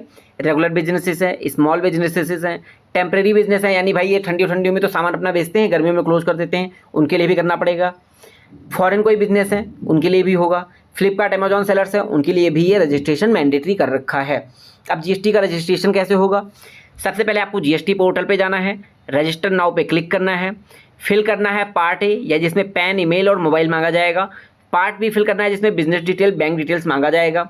अपलोड करने हैं जितने भी डॉक्यूमेंट्स हैं, यानी कि एड्रेस प्रूफ है, आधार कार्ड है, बैंक की पासबुक की फोटोकॉपी है, ये सारी चीज़ें आपको अपलोड करनी है। नेक्स्ट क्या करना है? सबमिट करना है, वेरीफाई करना है। उसके बाद क्या होगा? एक एप्लीकेशन रेफरेंस नंबर आएगा, उसके बाद वेरिफिकेशन हो जाएगा, देन आपका जीएसटी नंबर आ जाता है। डॉक्यूमेंट क्या क्या रिक्वायर होंगे? पैन कार्ड है, आधार कार्ड है, पासपोर्ट साइज फोटोग्राफ है, बिजनेस एड्रेस है, बैंक अकाउंट डिटेल्स है, सर्टिफिकेट ऑफ बिजनेस है अगर अवेलेबल है आपके पास तो, यानी आप कौन सा बिजनेस कर रहे हैं। मान लीजिए कोई फूड से रिलेटेड बिजनेस है तो आपके लिए उसके लिए जो फूड सर्टिफिकेट, एक food certificate authority of India है वो आपको एक सर्टिफिकेट इशू करता है, तो आपके पास वो जो डॉक्यूमेंट है वो आपके पास होना मैंडेटरी है। नेक्स्ट आता है पेनल्टी का क्या होगा? पेनल्टी ऑफ ₹10,000 और amount of tax evaded whichever is higher, यानी कि 10,000 रुपये तक का आपको पे करना पड़ जाएगा, और जितना भी आपने टैक्स में घोटाला या फिर घपलाबाजी किया है रजिस्ट्रेशन ना करके वो भी देना पड़ सकता है, जो भी 2 में से हायर होंगे। Can not collect tax from customer legally, यानी कि मान लीजिए कोई बिजनेस है, अगर वो रजिस्ट्रेशन उसने जीएसटी का नहीं करवा रखा है तो फिर वो बिजनेस से जो कस्टमर उसके पास आते हैं उससे भी वो टैक्स कलेक्ट नहीं कर सकता, वो इनपुट टैक्स क्रेडिट क्लेम नहीं कर सकता। अगर हम बात करें सिंपल वर्डों में, GST registration is like a legal licence under GST. If your business crosses a certain limit or falls under certain rules, you must register, get your GSTIN and follow GST rules like filing returns and collecting tax. Without GST के registration आप GST यानी कि tax customer से collect नहीं कर सकते हैं। GST के अंदर अब बात की जा रही है एग्जेम्पशंस के बारे में। एग्जेम्पशंस मीन सर्टेन गुड्स और services are not charge with GST. अब देखिए एग्जेम्पशंस का मतलब क्या होता है? कई सारे गुड्स और सर्विसेज हैं जिसके अंदर क्या है, उनके ऊपर जीएसटी लागू नहीं किया गया है। These items are outside the GST and no taxes collected on them. ये सारे ऐसे गुड्स और सर्विसेज हैं जिनके ऊपर जीएसटी नहीं लागू होता है। कौन कौन सी गुड्स और सर्विसेज टैक्स हैं अभी हम इसके बारे में भी जानेंगे। टाइप्स ऑफ एग्जेम्पशन क्या होता है? सबसे पहले एक होता है नील रेट गुड टैक्स, यानी कि जिस पर टैक्स रेट क्या होगा? 0 होगा। फिर एक होता है fully exempt good services tax, यानी कंप्लीट एग्जेम्प्ट है जीएसटी के लिए, नॉट टैक्सेबल है। एग्रीकल्चर प्रोड्यूस है, एजुकेशनल सर्विसेज है, हेल्थ केयर है। Non GST supply, non GST supply item that do not follow under GST law, जो भी जीएसटी के अंदर नहीं आते हैं, स्कोप के बाहर हैं जो भी जीएसटी के अंदर। एग्जांपल क्या है? अल्कोहल है, ह्यूमन कंजप्शन है, अल्कोहल जो ह्यूमन कंजप्शन की होता है।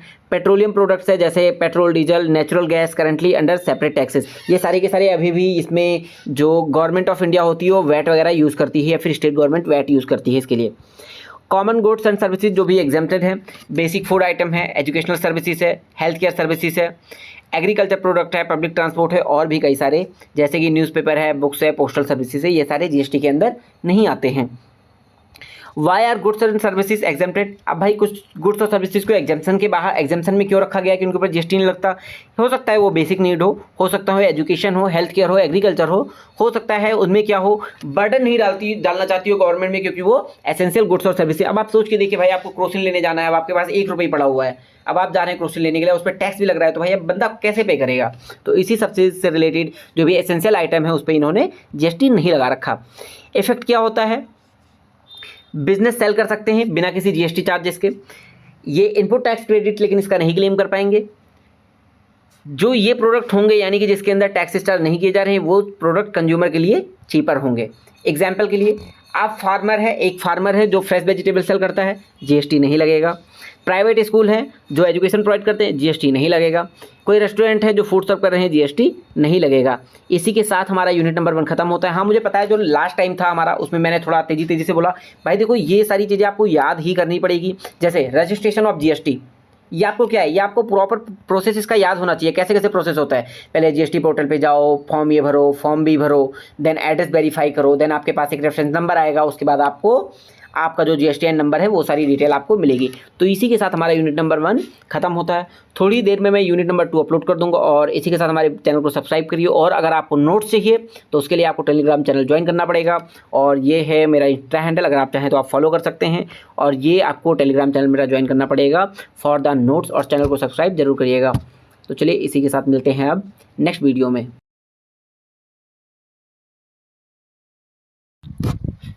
हेलो दोस्तों, गुड मॉर्निंग। आई होप आप सभी अच्छे होंगे और आपका एग्ज़ाम अच्छा गया होगा और आपके जीएसटी का जो प्रिपरेशन है वो अच्छी तरीके से हो रहा होगा। तो इसमें मैंने जीएसटी का जो यूनिट नंबर 1 है वो मैंने ऑलरेडी अपलोड कर रखा है, और इस वाली वीडियो में मैं जीएसटी का यूनिट नंबर 2 जो है उसे मैं अपलोड करूँगा, जिसमें क्या है, सारी डिटेल जो है सप्लाई के बारे में दे रखा है। ये रहा पूरा का पूरा सिलेबस। इस वाले पार्ट से आपके पास प्रैक्टिकल के क्वेश्चन पूछे जाएंगे, यानी कि सप्लाई के रिलेटेड कुछ क्वेश्चन दिया जाएगा। उसके बाद आपसे पूछा जाएगा, बताओ इस पर IGST लगेगा, CGST लगेगा या फिर SGST लगेगा। इस सभी चीज़ों से रिलेटेड आपके पास क्वेश्चन पूछे जाएंगे। तो अगर आप सभी को नोट्स चाहिए तो इसके लिए क्या करें, आप मेरा टेलीग्राम चैनल ज्वाइन कर सकते हैं। मैं लिंक जो है डिस्क्रिप्शन बॉक्स में, कमेंट बॉक्स में पिन कर दूंगा। एंड उसके साथ में ही मैंने इस PDF में कुछ क्वेश्चंस ऐड कर रखे हैं। ये रहे वो सारे के सारे क्वेश्चंस, कुछ टोटल 6 क्वेश्चन मैंने ऐड करके रखे हुए हैं, और ये क्वेश्चन अलग अलग जगह से लिए गए हैं। कुछ तो CA के क्वेश्चन है इसमें सारे के सारे। तो इसी के साथ अगर आपको वीडियो अच्छी लगे तो लाइक करिए और चैनल सब्सक्राइब करिए। तो चलिए स्टार्ट करते हैं। सबसे पहले हम बात करेंगे सप्लाई के बारे में। सप्लाई होता क्या है गुड्स एंड सर्विसेज टैक्स के अंदर।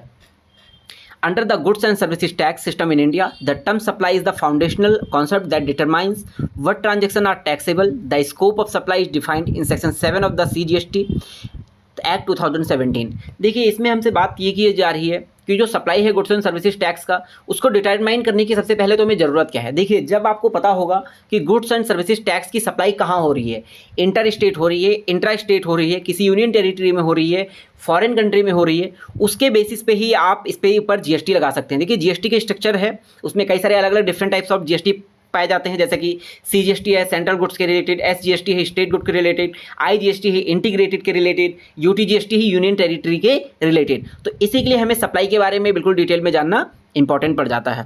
देखिए, मीनिंग ऑफ सप्लाई की अगर हम बात करें, सप्लाई जो है वो इंक्लूड करता है all forms of supply of goods और सर्विसेज और बोथ सच एज, अगर हम किसी को सेल कर रहे हैं, कुछ गुड्स का ट्रांसफर हो रहा है, बार्टर हो रहा है, एक्सचेंज हो रहा है, कुछ लाइसेंसिंग से रिलेटेड है, रेंट है, लीज है, डिस्पोजल है, ये सारे के सारे पार्ट हमारे सप्लाई के अंदर आते हैं। देखिए, सप्लाई के अंदर और क्या है, मान लीजिए सप्लाई अगर आप किसी को कर रहे हैं कुछ चीज़ें, अगर मान लीजिए बार्टर यहाँ पे क्यों दिया हुआ है। बार्टर का मतलब ये है कि आप इसमें कोई भी मॉनेटरी टर्म का यूज, मनी का जो यूज है वो नहीं आ रहा है। गुड्स के बदले गुड्स का एक्सचेंज बार्टर एक्सचेंज कहलाता है। मेरे पास कुछ सामान रखा हुआ है, मेरे पास जूते रखे हुए हैं, मैं एक शॉप पे जाता हूँ, मैं जूते को देके चप्पल वहाँ से ले लेता हूँ, स्लीपर अपने पास वहाँ से ले लेता हूँ, तो ये क्या कहलाएगा, ये मेरा बार्टर एक्सचेंज कहलाएगा। बट इसे भी जीएसटी के एक्ट के अंदर सप्लाई माना गया है, यानी कि कुछ ना कुछ कंसिडरेशन होना, कुछ ना कुछ बदले में आप अगर कुछ भी दे रहे हैं तो उसे सप्लाई माना जाएगा। नेक्स्ट अगर हम बात करें, प्रोवाइडेड दीज आर मेड और agreed to be made for a consideration, यानी कि यहाँ पे कंसिडरेशन होने का बहुत ज़्यादा इंपॉर्टेंट है। अगर किसी भी चीज़ में कंसिडरेशन नहीं होता है तो उसे हम सप्लाई नहीं कहेंगे। इसके कुछ एक्सेप्शनल केस हैं, वो मैं आपको आगे बताऊंगा। की एलिमेंट्स क्या होते हैं सप्लाई के, सप्लाई ऑफ गुड्स और सर्विसेज मस्ट इन्वॉल्व गुड्स और सर्विसेज और बोथ, यानी कि गुड्स और सर्विसेज का जो, भाई अगर आप गुड्स और सर्विसेज के रिलेटेड ही उस पर ऊपर टैक्स लगाएंगे और किसी चीज़ में सप्लाई हो रही है गुड्स और सर्विसेज नहीं है, तो आप टैक्स कहाँ से लगाएंगे। तो मस्ट इन्वॉल्व गुड्स और सर्विसेज फॉर कंसिडरेशन, यहाँ पे कुछ ना कुछ कंसिडरेशन पेमेंट मनी में या फिर काइंड में जरूर होना चाहिए। एक्सेप्शन जो है वो आगे हम पढ़ेंगे।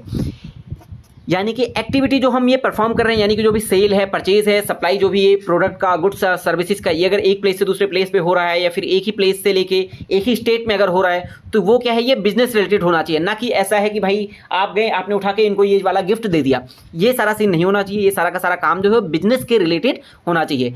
Bye a taxable person, taxable person मतलब क्या है कि जो पर्सन है वो अगर लाइबल है अपने आप को जीएसटी के अंदर रजिस्ट्रेशन करवाने के लिए, तो उसे जीएसटी के अंदर रजिस्टर्ड होना चाहिए टैक्स यानी कि जीएसटी चार्ज करने के लिए। अगर कोई पर्सन है उसने अपनी कंपनी को जीएसटी के अंदर रजिस्ट्रेशन नहीं करवा रखा है और तो फिर वो पर्सन अपने गुड्स और सर्विसेज के ऊपर जीएसटी नहीं लगा सकता। आप देखते होंगे, आप किसी दुकान पे जाइए, जो फिर रेडी वाले लोग होते हैं उनके पास आप जाइए, वो आपको जीएसटी प्रॉपर बिल देते हैं जीएसटी का, वो नहीं देते। क्यों? क्योंकि उनका बिजनेस रजिस्टर्ड नहीं होता है। नेक्स्ट हमारे पास आता है इनटैक्सेबल टेरिटरी। ये फॉरवर्ड कर दीजिए आप, जम्मू कश्मीर से रिलेटेड जो भी चीज़ें यहाँ पे, क्योंकि अभी जो है आर्टिकल 370 हटने के बाद, जो 2019 में हटा दिया गया था, उसके बाद सप्लाई जो है, सप्लाई के अंदर जितनी भी टेरिटरी है इंडिया के अंदर, इंडिया की टेरिटरी जहाँ जहाँ तक आती है, उसमें क्या होता है, उसमें सप्लाई जो है वो हर जगह पे एप्लीकेबल है और जीएसटी हर जगह पे एप्लीकेबल है ऑल ओवर इंडिया में। नेक्स्ट हमारे पास आता है टाइप्स ऑफ सप्लाई कवर्ड। जितने भी जीएसटी एक्ट के अंदर बताए गए हैं वो सारी की सारी चीज़ें इसमें कवर की जाएंगी। एग्जेम्प्ट सप्लाई का मतलब क्या होता है? देखिए जीएसटी के अंदर क्या है, कई सारी चीज़ों को जीएसटी से एग्जेम्प्ट करके रखा गया है, यानी कि हो सकता है वो किसी और और एक्ट के अंदर आते हो। जैसे अगर मैं बात करूँ इनकम टैक्स का, इनकम टैक्स के ऊपर कभी भी जीएसटी नहीं लगता है। क्यों? क्योंकि वो इनकम टैक्स का पार्ट है। जो हमारी इनकम है, जो हम कमाते हैं, उसमें हमें जीएसटी नहीं देना पड़ता। वो क्यों? क्योंकि उस पर इनकम टैक्स लगता है। वैसे ही कई सारी चीज़ें ऐसी हैं जिस पे जीएसटी ने एग्जेम्प्ट कर रखा है, यानी कि 0% टैक्स लग रहा है, तो उसे क्या कहेंगे? या फिर वो नेसेसिटीज़ गुड्स हैं, मेडिसिन हैं, ऐसी कुछ चीज़ें हैं जिनके ऊपर जीएसटी एप्लीकेबल नहीं होता है। नील रेट ऑफ टैक्स होता है, होली एग्जेम्प्ट होता है। अगर हम फिर बात करें कंपोजिट सप्लाई का, कंपोजिट सप्लाई क्या होता है? जब हम सप्लाई करते हैं 2 और मोर गुड्स और सर्विसेज का नेचुरली बंडल्ड का मतलब क्या है? हमने 2 से ज़्यादा सामान का एक साथ में सप्लाई किया, उस टाइम पे क्या हो रहा है, वो नेचुरली बंडल्ड होने चाहिए, तो उसे कंपोजिट सप्लाई करेंगे। एग्जाम्पल के लिए, कोई पर्सन होटल में रहने के लिए जा रहा है, तो क्या है भाई, वो होटल का जो रूम है उसका वो मान लो बिल पे कर रहा है, लेकिन भाई होटल के लिए जो रूम है उसमें क्या आप घर से अपने जो ब्लैंकेट है और जो क्या कहते हैं उसे, बेड है, पिलो है, ये क्या आप अपने घर से लेके जाएंगे? नहीं। तो ये सारा का सारा चीज़ क्या हो जाएगा कि अगर भाई आप बेड वाले का लाभ, वहाँ पे रूम का लाभ उठा रहे हैं, रूम को अगर आप यूज़ कर रहे हैं, तो भाई ऑब्वियस सी बात है कि आपके पास वहाँ पे बेड होंगे, पिलो होगा, चादर होगा, ये सारी चीज़ें आपके पास, आपको वहाँ की जो होटल है वो प्रोवाइड करवाएगी। तो ये क्या होगा? ये कॉम्पोजिट सप्लाई आएगा। मिक्स सप्लाई क्या होता है? सेम वही चीज़ है, 2 or more individual supplies made together for a single price, यानी कि कई सारे डिफरेंट टाइप्स ऑफ आइटम्स हैं। दिवाली के टाइम पे आपने देखा होगा कि लोगों को क्या कहते हैं, मुझे नाम नहीं याद आ रहा उसको कुछ नाम होता है, उसको अगर हम किसी को गिफ्ट करने जाते हैं, उसमें क्या होता है, एक बड़ा सा बंडल बना हुआ होता है, जिसमें क्या होता है, कपकेक्स होते हैं और स्वीट्स होती है और फायर क्रैकर्स हो सकते हैं और भी डिफरेंट चॉकलेट्स हो सकता है, ये सारी चीज़ें मिला के एक बंडल दिया जाता है, गिफ्ट बास्केट दिया जाता है दिवाली में लोगों को। तो ये क्या कहलाएगा? ये मिक्स सप्लाई कहलाएगा। क्यों? क्योंकि ये नेचुरली एक साथ नहीं आते हैं, इन्हें आप अलग अलग चीज़ें ये होती हैं, इन्हें आप एक साथ बंडल करते हैं, उसके बाद आप ये किसी पर्सन को दे देते हैं। नेक्स्ट आता है सप्लाई विदाउट कंसीडरेशन। जैसा कि अभी हमने ऊपर पढ़ा था कि बिना कंसीडरेशन के अगर कोई चीज़ सप्लाई हो रही है वो सप्लाई नहीं मानी जाएगी, लेकिन यहाँ पे हमारे पास कुछ एक्सेप्शंस हैं, जैसे कि परमानेंट ट्रांसफर है, डिस्पोजल है बिजनेस एसेट का, सप्लाई बिटवीन रिलेटेड पर्सन का, सप्लाई अगर कोई प्रिंसिपल एजेंट, कोई एजेंट है अगर वो प्रिंसिपल के बिहाफ पे कर रहा है।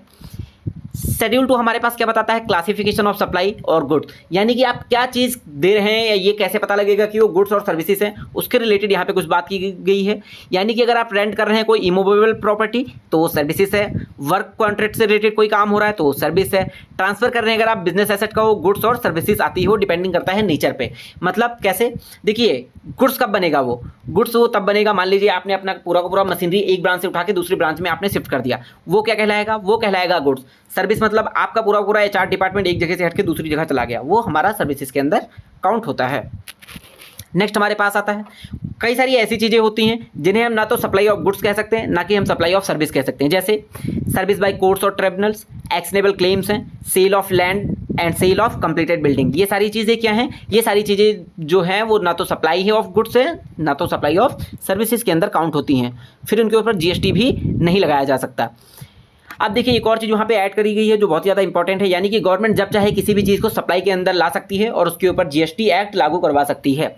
The government will notify certain activities as supply even if not covered in the general definition.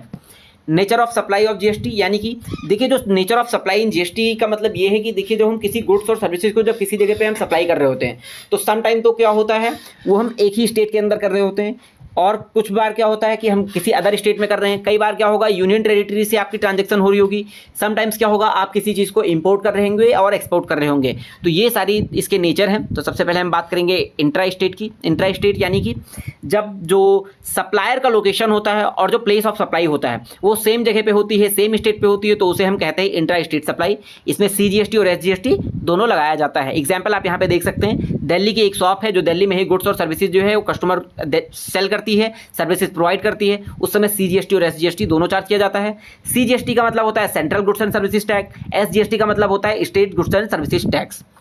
Next हमारे पास आता है inter state supply. Inter state supply का मतलब क्या होता है, जब सप्लायर का जो लोकेशन होता है वो अलग होता है और जो प्लेस ऑफ सप्लाई होता है वो जो डिफरेंट होता है। अगर हम बात करें यूपी और बिहार का, सप्लायर जो है वो यूपी का है और जो प्लेस ऑफ सप्लाई है वो बिहार का है, उस टाइम पे क्या होगा, उस टाइम पे इंटर स्टेट सप्लाई लगता है। इस पे क्या लगेगा, integrated service tax, integrated IGST। IGST का मतलब इंटीग्रेटेड सर्विस टैक्स होता है। फिर इसमें क्या होता है, बाद में CGST और यानी कि सरकार का, सेंट्रल गवर्नमेंट का और स्टेट गवर्नमेंट के पार्ट में डिवाइड हो जाता है।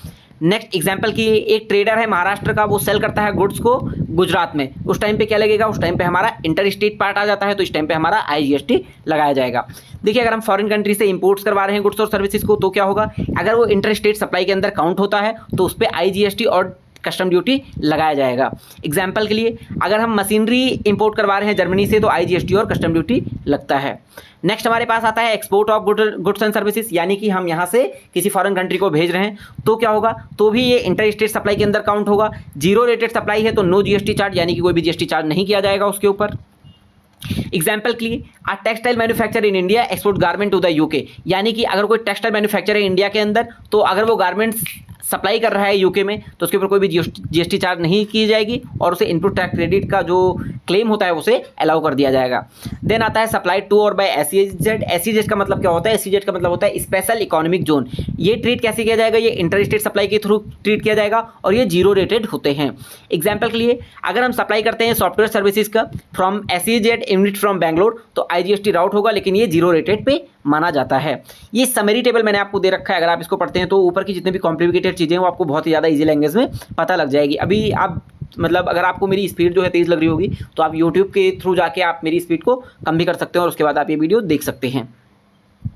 देखिए उसके बाद हमारे पास आता है इंटरनेट सप्लाई, वही चीज़ हमारे पास वापस से बात की जा रही है। मीनिंग क्या होता है, सप्लाई ऑफ गुड्स और services is called internet supply when location of supplier is same and the place of supply is same. Tax applicable IGST होता है, इंटीग्रेटेड GST, यानी कि जो डिफरेंट स्टेट में है, डीलर है दिल्ली का, सेल कर रहा है मशीनरी पंजाब में, उस टाइम पे इंपोर्ट के टाइम पे एक बिजनेस इंपोर्ट्स करता है सॉफ्टवेयर फ्रॉम द US से। एक्सपोर्ट के टाइम पे एक गारमेंट एक्सपोर्टर है जो कि इंडिया का जो सेल करता है गुड्स को UK के अंदर। देन हमारे पास आता है इंट्रा स्टेट, यानी कि प्लेस ऑफ सप्लाई जो है वो सेम रहेगी और जो सप्लायर होगा वो भी सेम प्लेस का होगा, उस टाइम पे क्या होगा, इंट्रा स्टेट लगाया जाता है। इट इज़ नॉट सप्लाई, इसमें क्या एप्लीकेबल होगा, इसमें CGST और SGST लगाया जाता है। एग्जाम्पल के लिए सेम स्टेट है, एक क्लॉथ रिटेलर है मुंबई के अंदर, वो सेल करता है कस्टमर को मुंबई के अंदर ही वो फैब्रिक को सेल करता है। कंपैरिजन टेबल यहाँ पे दे रखा है, क्राइटेरिया का है, इंटर स्टेट सप्लाई है, इंट्रा स्टेट सप्लाई है, उन सभी के बेसिस पे लोकेशन ऑफ सप्लायर के बेसिस पे डिपेंड करता है। टैक्स एप्लीकेबल कौन कौन सा होगा, SEZ इन्वॉल्वमेंट के ऊपर क्या होगा। एग्जाम्पल यहाँ पे दे रखा है, अगर शॉप है दिल्ली में, सेल कर रहा है दिल्ली में, तो क्या होगा, वो इंटर स्टेट होगा। शॉप है दिल्ली में, सेल कर रहा है हरियाणा में, तो क्या होगा, उस टाइम पे हमारे पास IGST लगाया जाता है और ये वाला पार्ट क्या कहलाएगा, ये हमारा इंटर स्टेट का पार्ट माना जाता है। नेक्स्ट हमारे पास आता है क्लासिफिकेशन ऑफ गुड्स। देखिए गुड्स का जो क्लासिफिकेशन है वो कई बेसिस पे किया गया है, मैं आपको पहले बता देता हूँ कि इसका इंपॉर्टेंस क्या है। देखिए गुड्स को क्लासिफाई करने का मेजर रीज़न है वो ये है कि हम गुड्स के ऊपर, जो भी गुड्स और सर्विसेज हैं उनके ऊपर हम टैक्स रेट को डिसाइड कर पाएँ, जिससे कि क्या हो, जिससे गवर्नमेंट को ईजी हो और जो हमारे जो बिजनेसमैन हैं उनको भी ईजी हो, उन पर और कस्टमर्स के साथ क्या कहते हैं, कोई फ्रॉड कोई स्कैम ना कर सके। भाई कस्टमर जाता है मार्केट में, कस्टमर कोई चीज़ खरीद रहा है, अब जो दुकानदार है वो क्या बोलता है, भाई मैं तो इस पर 28% GST चार्ज करूँगा। आप कैसे 28% GST चार्ज कर सकते हैं जब गवर्नमेंट ने ही आपको बाउंड कर रखा है कि आपके पास जो ये वाला गुड्स है उसके ऊपर 18% ही GST चार्ज हो सकता है। तो इसी बेसिस पे कुछ चीज़ें बताई गई हैं, जैसे कि ये आप पढ़ सकते हैं यहाँ पे, अगर कोई आइटम है उसका वेट है, अगर 1001 कोड है 0% है, शुगर है 5% है, एयर कंडीशनर है 28% है, मोबाइल फ़ोन है 12% के ऊपर है। अगर हम क्लासिफिकेशन ऑफ सर्विसेज की बात करें, वो क्या है, वो SSC कोड के ऊपर बेस्ड है, यानी कि सर्विसेज अकाउंटिंग कोड। ये 6 डिजिट न्यूमेरिक कोड को फॉलो करता है। पहला 2 डिजिट क्या होगा, मेजर नेचर ऑफ सर्विस को दिखाएगा, नेक्स्ट 4 डिजिट क्या है, डिटेल क्लासिफिकेशन को दिखाता है। यानी कि SSC कोड की अगर हम बात करें, लीगल सर्विस का 998212 है, 18% के ऊपर है। होटल एकोमोडेशन का है 1000 से लेकर 7500 रुपये तक, तो 996311 है, 12% के अंदर आता है। ऐसे ही ये सारी चीज़ें। एजुकेशनल कोई सर्विस है, यानी कि एजुकेशन से रिलेटेड अगर कोई भी सर्विस प्रोवाइड की जाती है, जैसे अगर मैं स्कूल्स की बात करूँ, उसमें क्या होगा, उसमें 9992 कोड है, तो क्या होगा, वो एग्जाम्प्ट किया जाता है GST के थ्रू। इंपॉर्टेंस क्या है, हर एक एवरी गुड्स सर्विस है द स्पेसिफिक जीएसटी रेट। हर एक गुड्स और सर्विसेज का क्या है, अलग अलग different type of GST rate एप्लिक दिए हुए हैं। Some goods services are GST exempt, कई सारे जो गुड्स और सर्विसेज है उन्हें जीएसटी से एग्जेम्प्ट किया गया है। क्लासिफिकेशन हेल्थ एंड रिपोर्टिंग, मान लीजिए कोई रिटर्न फाइल कर रहा है तो उसमें क्या होगा, उसमें जो ये सारे दोनों बेसिस दिए गए हैं उनके बेसिस पे हम डिफाइन कर सकते हैं भाई इस पे तो टैक्स रेट नहीं लग रहा है, इस पे टैक्स रेट लग रहा है, तो उस पर क्या होगा, रिपोर्ट बनाने में ईजी होएगा। कॉमन जीएसटी रेट्स जैसे कि 0% है मिल्क फ्रूट एजुकेशन सर्विस के लिए, 5% है शुगर टी रेल ट्रांसपोर्ट के लिए, 12% है मोबाइल फ़ोन और फ्रोजन मीट के लिए, 18% है इलेक्ट्रॉनिक्स और आईटी सर्विसेज के लिए, अगर कोई 28% है लग्जरी कार्स के लिए, एसी के लिए, सॉफ्ट ड्रिंक्स के लिए। अब हम नेक्स्ट बात करेंगे कंपोजिट सप्लाई की और मिक्स सप्लाई की जीएसटी के अंदर।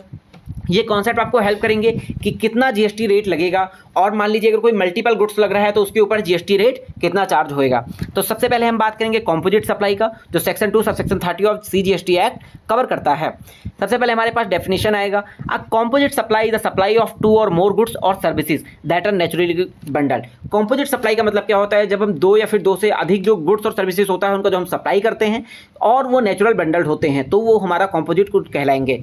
Supply together in the ordinary course of business, हम इन्हें एक साथ में सप्लाई करते हैं। One of which is a principal supply, जिसमें से एक क्या होगा, प्रिंसिपल सप्लाई होगा, और अदर क्या होगा, एक प्रिंसिपल के साथ में कुछ चीज़ें उसके साथ में दी जाएंगी। यानी कि अगर हम बात करें होटल के, अगर आप जाते हैं तो आप क्या लेते हैं, आप रूम लेते हैं, लेकिन रूम के साथ में आपको बेड मिलता है, स्नैक्स मिलते हैं, ब्रेकफास्ट मिलता है, वहाँ पे आप वाटर सर्विसेज का उनका यूज़ करते हैं, वहाँ पे डिफरेंट टाइप ऑफ जो एक्सेसरीज वहाँ पे पड़ी हुई होती हैं, गीज़र हो गया, फ्रिज हो गया, ये सारी चीज़ें आप यूज़ करते हैं। तो उसमें क्या हुआ, प्रिंसिपल क्या हुआ, प्रिंसिपल आपका जो होटल का रूम है वो आपका प्रिंसिपल माना जाएगा। अब देखिए टैक्स ट्रीटमेंट क्या होगा, GST rate of the principal supply is applied, यानी कि जो भी प्रिंसिपल वाला गुड्स और सर्विसेज होगा उसी पे, उसके ऊपर जितना टैक्स रेट लगेगा वही ओवरऑल चीज़ों के ऊपर लगाया जाएगा। यानी कि sale of mobile phone with charger है, मोबाइल फ़ोन की अगर हम बात करें, मोबाइल फ़ोन का रेट जो चल रहा है वो 12% चल रहा है। Hotel room with complimentary breakfast, hotel का एकोमोडेशन की अगर हम बात करें तो 12% है। Transportation of goods with insurance, transportation service की अगर हम बात करें तो ट्रांसपोर्ट सर्विस रेट लगेगा। Air travel with in flight meal, air travel की बात करें, air travel GST rate applicable होगा। ये फ्लाइट मील के ऊपर भी एयर ट्रैवल का ही जीएसटी रेट एप्लीकेबल होगा। यहाँ पे क्या है, sale of phone with mobile charger है ना, तो यहाँ पे मोबाइल के ऊपर अगर 12% लग रहा है तो चार्जर के ऊपर भी 12% टैक्स यानी कि जीएसटी रेट एप्लीकेबल होगा। नेक्स्ट हमारे पास आता है मिक्स सप्लाई का पार्ट। मिक्स सप्लाई का मतलब क्या होता है, अब mix supply the supply of 2 or more individual supplies made together for a single price which are not naturally bundled. देखिए जब कोई 2 या फिर 2 से जो अधिक जो चीज़ें हैं अगर हम उन्हें सप्लाई कर रहे हैं, उनको हम सेल कर रहे हैं, सर्विसेज किसी को प्रोवाइड कर रहे हैं, उस टाइम पे क्या कहा जाएगा, अगर वो नेचुरली बंडल्ड नहीं है, यानी कि ये डिफरेंट चीज़ें थी, आपने उन्हें समअप करके एक बना दिया। जैसे आप देखते होंगे दिवाली के टाइम पे क्या होता है, एक बकेट गिफ्ट आपके घर पे आता है जिसमें चॉकलेट, मिठाई और डिफरेंट चीज़ें, फायर क्रैकर्स और सारी चीज़ें रखी हुई होती हैं, तो उसे हम क्या कहेंगे, उसे हम कहेंगे mix supply. Not naturally bundle, वो नेचुरली बंडल नहीं होते। इसके अंदर GST can be supplied independently, यानी कि टैक्स ट्रीटमेंट क्या होगा, ये इंडिपेंडेंटली अप्लाई होगा। High rate item GST applies on. Diwali gift की अगर हम बात करें, अगर परफ्यूम के ऊपर 28% लग रहा है तो 28% एंटर वैल्यू पे लगेगा। कॉम्बो पैक ऑफ शर्ट है 5% का और रिस्ट वॉच का है 18% का, तो 18% जो है वो सभी के ऊपर लगाया जाएगा। अब यहाँ पे कंपैरिजन टेबल दे रखा है, इसको आप पढ़ सकते हैं, जिसमें आपको बहुत ही ज़्यादा इसलिए आप इस सारे कॉन्सेप्ट को समझ पाएंगे जो भी ऊपर बताया है। क्विक टिप है एग्जाम के लिए, अगर आप इसे याद रखना चाहते हैं, कंपोजिट का मतलब क्या होता है, नेचुरली बंडल होते हैं, प्रिंसिपल सप्लाई रेट का लगता है, मिक्स क्या होता है, ये आर्टिफिशियल कॉम्बो होता है, हाईएस्ट रेट लगाया जाता है। टॉपिक हमारे पास आता है कॉम्पोजिशन लेवी स्कीम। इसका मतलब क्या होता है, जैसे कि आप सभी को पता होगा कि इंडिया के अंदर डिफरेंट टाइप्स ऑफ बिजनेसमैन भी होते हैं, यानी कि एक है जो जिनका टर्नओवर बहुत सारा है, 5 करोड़, 6 करोड़, 10 करोड़, 50 करोड़, 1000 करोड़, अलग अलग डिफरेंट उनके पास उनके रेट का टर्नओवर होता है। वहीं दूसरी ओर क्या है, हमारे पास कुछ छोटे बिजनेसमैन हैं जिनका टर्नओवर 40 लाख, 50 लाख, 60 लाख, 70 लाख, 80 लाख इतना ही होता है। तो यहाँ पे उनके लिए क्या बनाया गया, लिए बनाया गया था कॉम्पोजिशन लेवी स्कीम, जिसका सिंपल सा मतलब ये है कि ये स्मॉल टैक्स पेयर को बेनिफिट देने के लिए ये चीज़ बनाई गई थी। यानी कि स्मॉल टैक्स पेयर जो होते हैं, देखिए एक तो नॉर्मल टैक्स पेयर हो गया, नॉर्मल जीएसटी फाइलर हो गए, लेकिन एक क्या होते हैं, नॉर्मल के अंदर भी स्मॉल आते हैं। नॉर्मल मतलब क्या है, कोई भी बिजनेस कर रहा है उसके अंदर स्मॉल का मतलब क्या होगा, नॉर्मल के अंदर जो छोटे लोग हैं उनके लिए कॉम्पोजिशन लेवी स्कीम बनाया गया था। देखिए इसका मेन पर्पज़ क्या था, इसका मेन पर्पज़ था कि टैक्स बेस पेइंग जो मैकेनिज्म है उसको सेट करना, जो हमारे स्मॉल टैक्स पेयर हैं। और ऐसा इसलिए बनाया गया क्योंकि ये बहुत ज़्यादा सिंपल है, इसमें जो रूल्स रेगुलेशन है वो थोड़े से कम है, यानी कि इन बिजनेसमैन को कंप्लायंस रूल्स रेगुलेशन को ज़्यादा फॉलो करने की जरूरत नहीं है क्योंकि इसमें रूल्स और रेगुलेशंस कम है। अब यहाँ पे लिमिट क्या बताई गई है, लिमिट है एक तो है गुड्स के लिए, एक है सर्विसेज के लिए। गुड्स के लिए अगर हम बात करें तो अगर 1.5 करोड़ तक है तो आप इस स्कीम के अंदर आएंगे।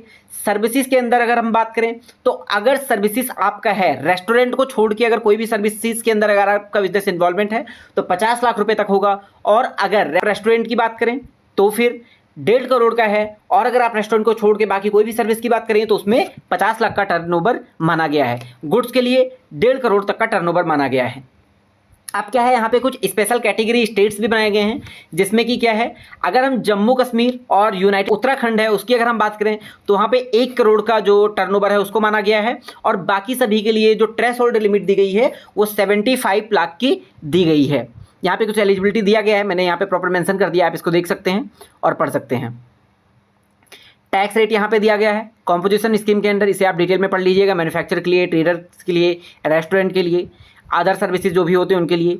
फीचर्स क्या क्या है, cannot issue tax invoice, issue bill of supply, no input tax credit, cannot claim ITC, return filing, file quarterly return यानी कि हर 4 मंथ 3 मंथ पे जो भी फाइल करना होता है। Mention on invoice, must write composition taxable person, not eligible to tax on supplies. Example के लिए अगर हम बात करें, मिस्टर ए, अभी हम एग्जाम्पल की बात कर रहे थे जिसमें कि क्या है, मिस्टर ए जो है एक मैन्युफैक्चर हैं हरियाणा के अंदर, जिनका टर्नओवर क्या है 80 लाख रुपीज़ है। ये क्या इन्होंने ऑप्ट कर रखा है, इन्होंने ऑप्ट कर रखा है कॉम्पोजिशन स्कीम, जिसका मतलब क्या है, ही पेज 1% टैक्स यानी कि 80,000 रुपीज़। अब इसमें होगा क्या, ये GST कलेक्ट नहीं कर सकते कस्टमर से, ये क्लेम नहीं कर सकते हैं इनपुट टैक्स क्रेडिट को। कंपैरिजन की अगर हम बात करें, कॉम्पोजिशन स्कीम ये रहा, रेगुलर स्कीम ये रहा, इसके अंदर आप कंपैरिजन कर सकते हैं। कंप्लायंस क्या है, इसमें सिंपल है, इसमें कॉम्प्लेक्स है। ITC इसमें अलाउ नहीं कर रखा है, इसमें अलाउ कर रखा है। टैक्स इनवाइस मतलब ये इशू नहीं कर सकते हैं, ये लोग इशू कर सकते हैं। टैक्स रेट क्या है, इसमें लोअर रेट होता है, फिक्स्ड होता है। स्टैंडर्ड रेट है इसमें 5 to 28 डिफरेंट आइटम्स के हिसाब से। अब इसमें इंपॉर्टेंट कुछ पॉइंट दिए गए हैं कैंसलेशन से related, cancellation of composition scheme. अब person will be remove from the scheme, यानी कि एक पर्सन है, एक बिजनेस है, वो स्कीम से रिमूव कर दिया जाएगा। कब, अगर वो टर्नओवर लिमिट को क्रॉस करता है, इंटर स्टेट सप्लाई यानी कि दूसरे स्टेट में सप्लाई करता है, और अगर कोई भी कंडीशन को, जो भी ऊपर एबव दी हुई कंडीशन को उन्होंने अगर वो वायलेट करता है, उस टाइम पे इसका जो कॉम्पोजिशन स्कीम के अंडर जो इसके डाला गया था उसे रिमूव कर दिया जाएगा। अब what is place of supply, the place of supply determines whether a supply is intra state or inter state, which further decide whether CGST, SGST और IGST as applicable. Place of supply का मतलब क्या होता है, जिस भी place पे goods और सर्विसेज की डिलीवरी की गई हो, जिस भी प्लेस पे गुड्स और सर्विसेज को पहुंचाया गया हो, उस जगह को हम प्लेस ऑफ सप्लाई कहते हैं। अब यहाँ पे प्लेस ऑफ सप्लाई डिसाइड करने का मतलब क्या है, मेन मोटो क्या है, यहाँ पे हमें पता चलेगा CGST लगाना है, SGST लगाना है, फिर हमें IGST लगाना है। ये क्या होगा, it is defined under section 10 to 14 of the IGST act 2017 में। ये इंपॉर्टेंट क्यों है, इंपॉर्टेंट इसलिए है कि हमें डिफाइन करना होता है कि इंट्रा स्टेट ट्रांजेक्शन है, फिर इंटर स्टेट ट्रांजेक्शन है। एंड नेक्स्ट, ये डिटरमाइन करता है टैक्स रेट के ऊपर, देन ये डिफाइन करता है कंप्लायंस के ऊपर भी, डिफिकल्ट रिटर्न्स एंड डॉक्यूमेंटेशन की बात इसमें की जा रही है। जो 2 मेजर कैटेगरीज होती हैं सप्लाई का, एक होता है गुड्स, एक होता है services. Place of supply goods के लिए कैसे किया जाएगा, अगर मूवमेंट होता है गुड्स का, वहाँ पे क्या होगा, प्लेस ऑफ सप्लाई कहाँ जाएगा, लोकेशन हुएर मूवमेंट एंड्स, यानी कि मूवमेंट जहाँ पे एंड होता है। एग्जाम्पल के लिए गुड्स मूव करती हैं दिल्ली से यूपी के लिए, तो प्लेस ऑफ सप्लाई क्या होगा, यूपी होगा। अगर कोई भी मूवमेंट नहीं होता है, लोकेशन ऑफ गुड्स क्या होता है डिलीवरी के टाइम पे, buyer collects goods from godown in Punjab, उस टाइम पे क्या होगा, पंजाब ही माना जाएगा। Goods install at site, place of installation क्या है, AC इंस्टॉल एट जयपुर, तो क्या होगा, प्लेस जयपुर में माना जाएगा। गुड्स सप्लाइड ऑन बोर्ड, यानी कि ट्रेन और फ्लाइट के जरिए आप गुड्स को भेजते हैं। First point of boarding journey क्या था, on board supply from Delhi to Mumbai, place क्या होगा, दिल्ली माना जाएगा। यहाँ पे दिल्ली से जा रही है क्योंकि गुड्स, इसीलिए दिल्ली माना जाएगा। Place of supply of services, यानी कि सर्विसेज का प्लेस ऑफ सप्लाई कैसे डिसाइड होगा, यानी अगर कोई B2B है, बिजनेस टू बिजनेस है, तो लोकेशन ऑफ रिसिपिएंट क्या है, यानी कि रिसिपिएंट जो भी होगा, यानी जो भी रिसीवर होगा उसके लोकेशन के हिसाब से डिसाइड होगा। Legal service to a company in Gujarat, इस हिसाब से क्या माना जाएगा, गुजरात वाला।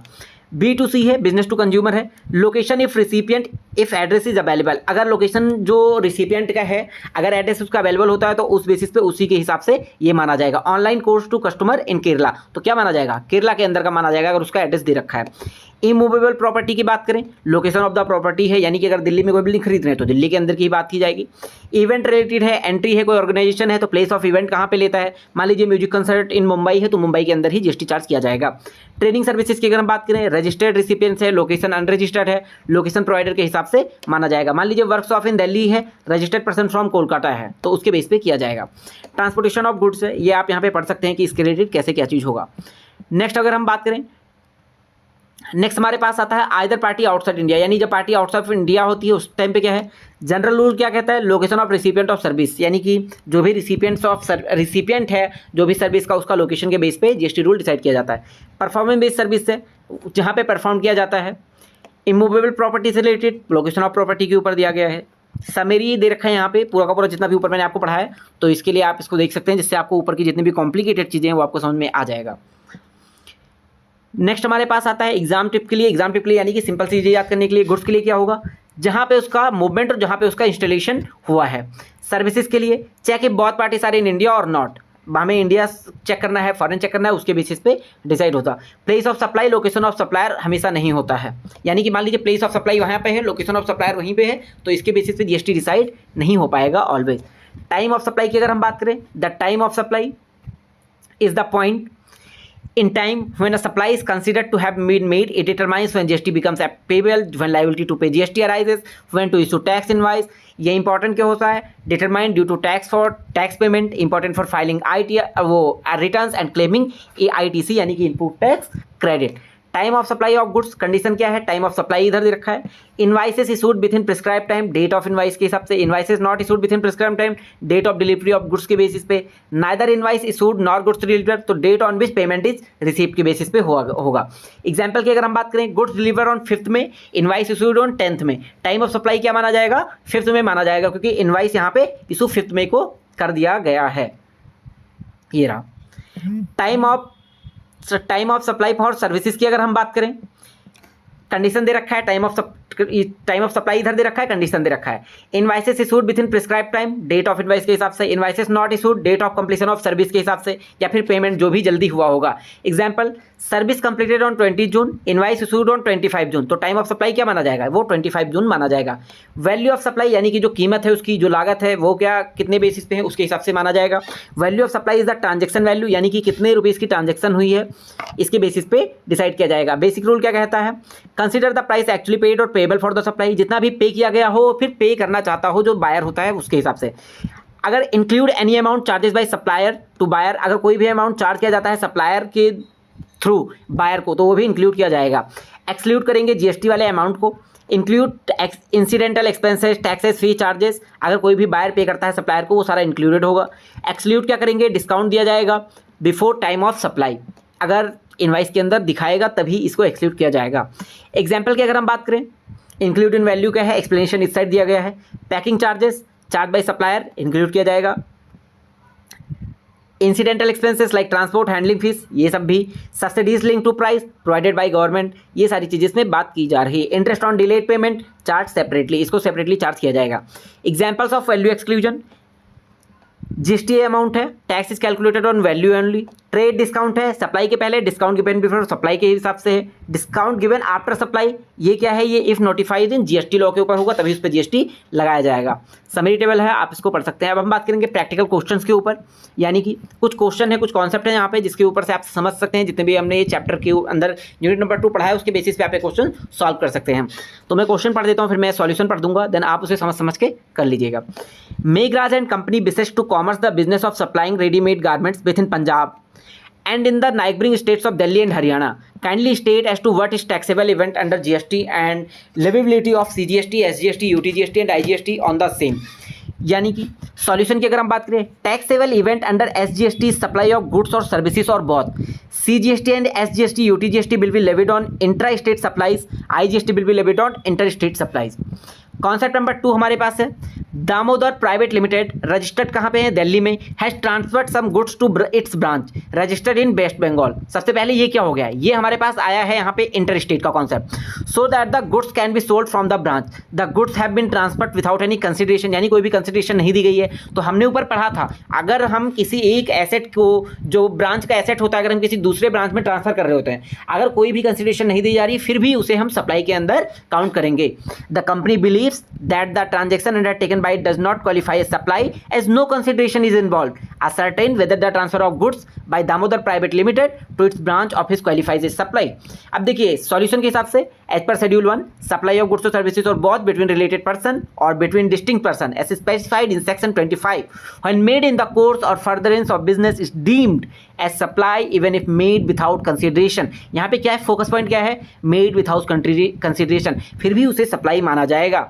In the given case, since the Damodar Private Limited and its branch located in another state are distinct person, supply of goods between them qualifies as supply, तो फिर इस पे जीएसटी चार्जेस लगाया जाएगा।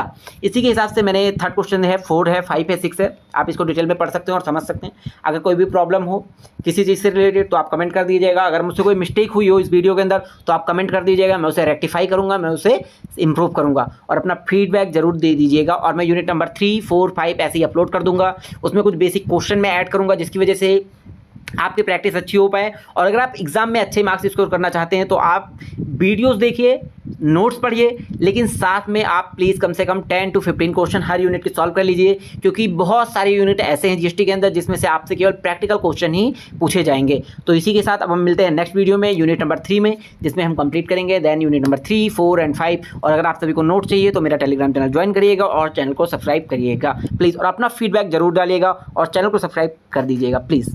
Thank you so much. Hello everyone, I hope आपकी exam की तैयारी बहुत अच्छे से चल रही होगी और आपने यूनिट नंबर 1, 2 कंप्लीट कर लिया होगा।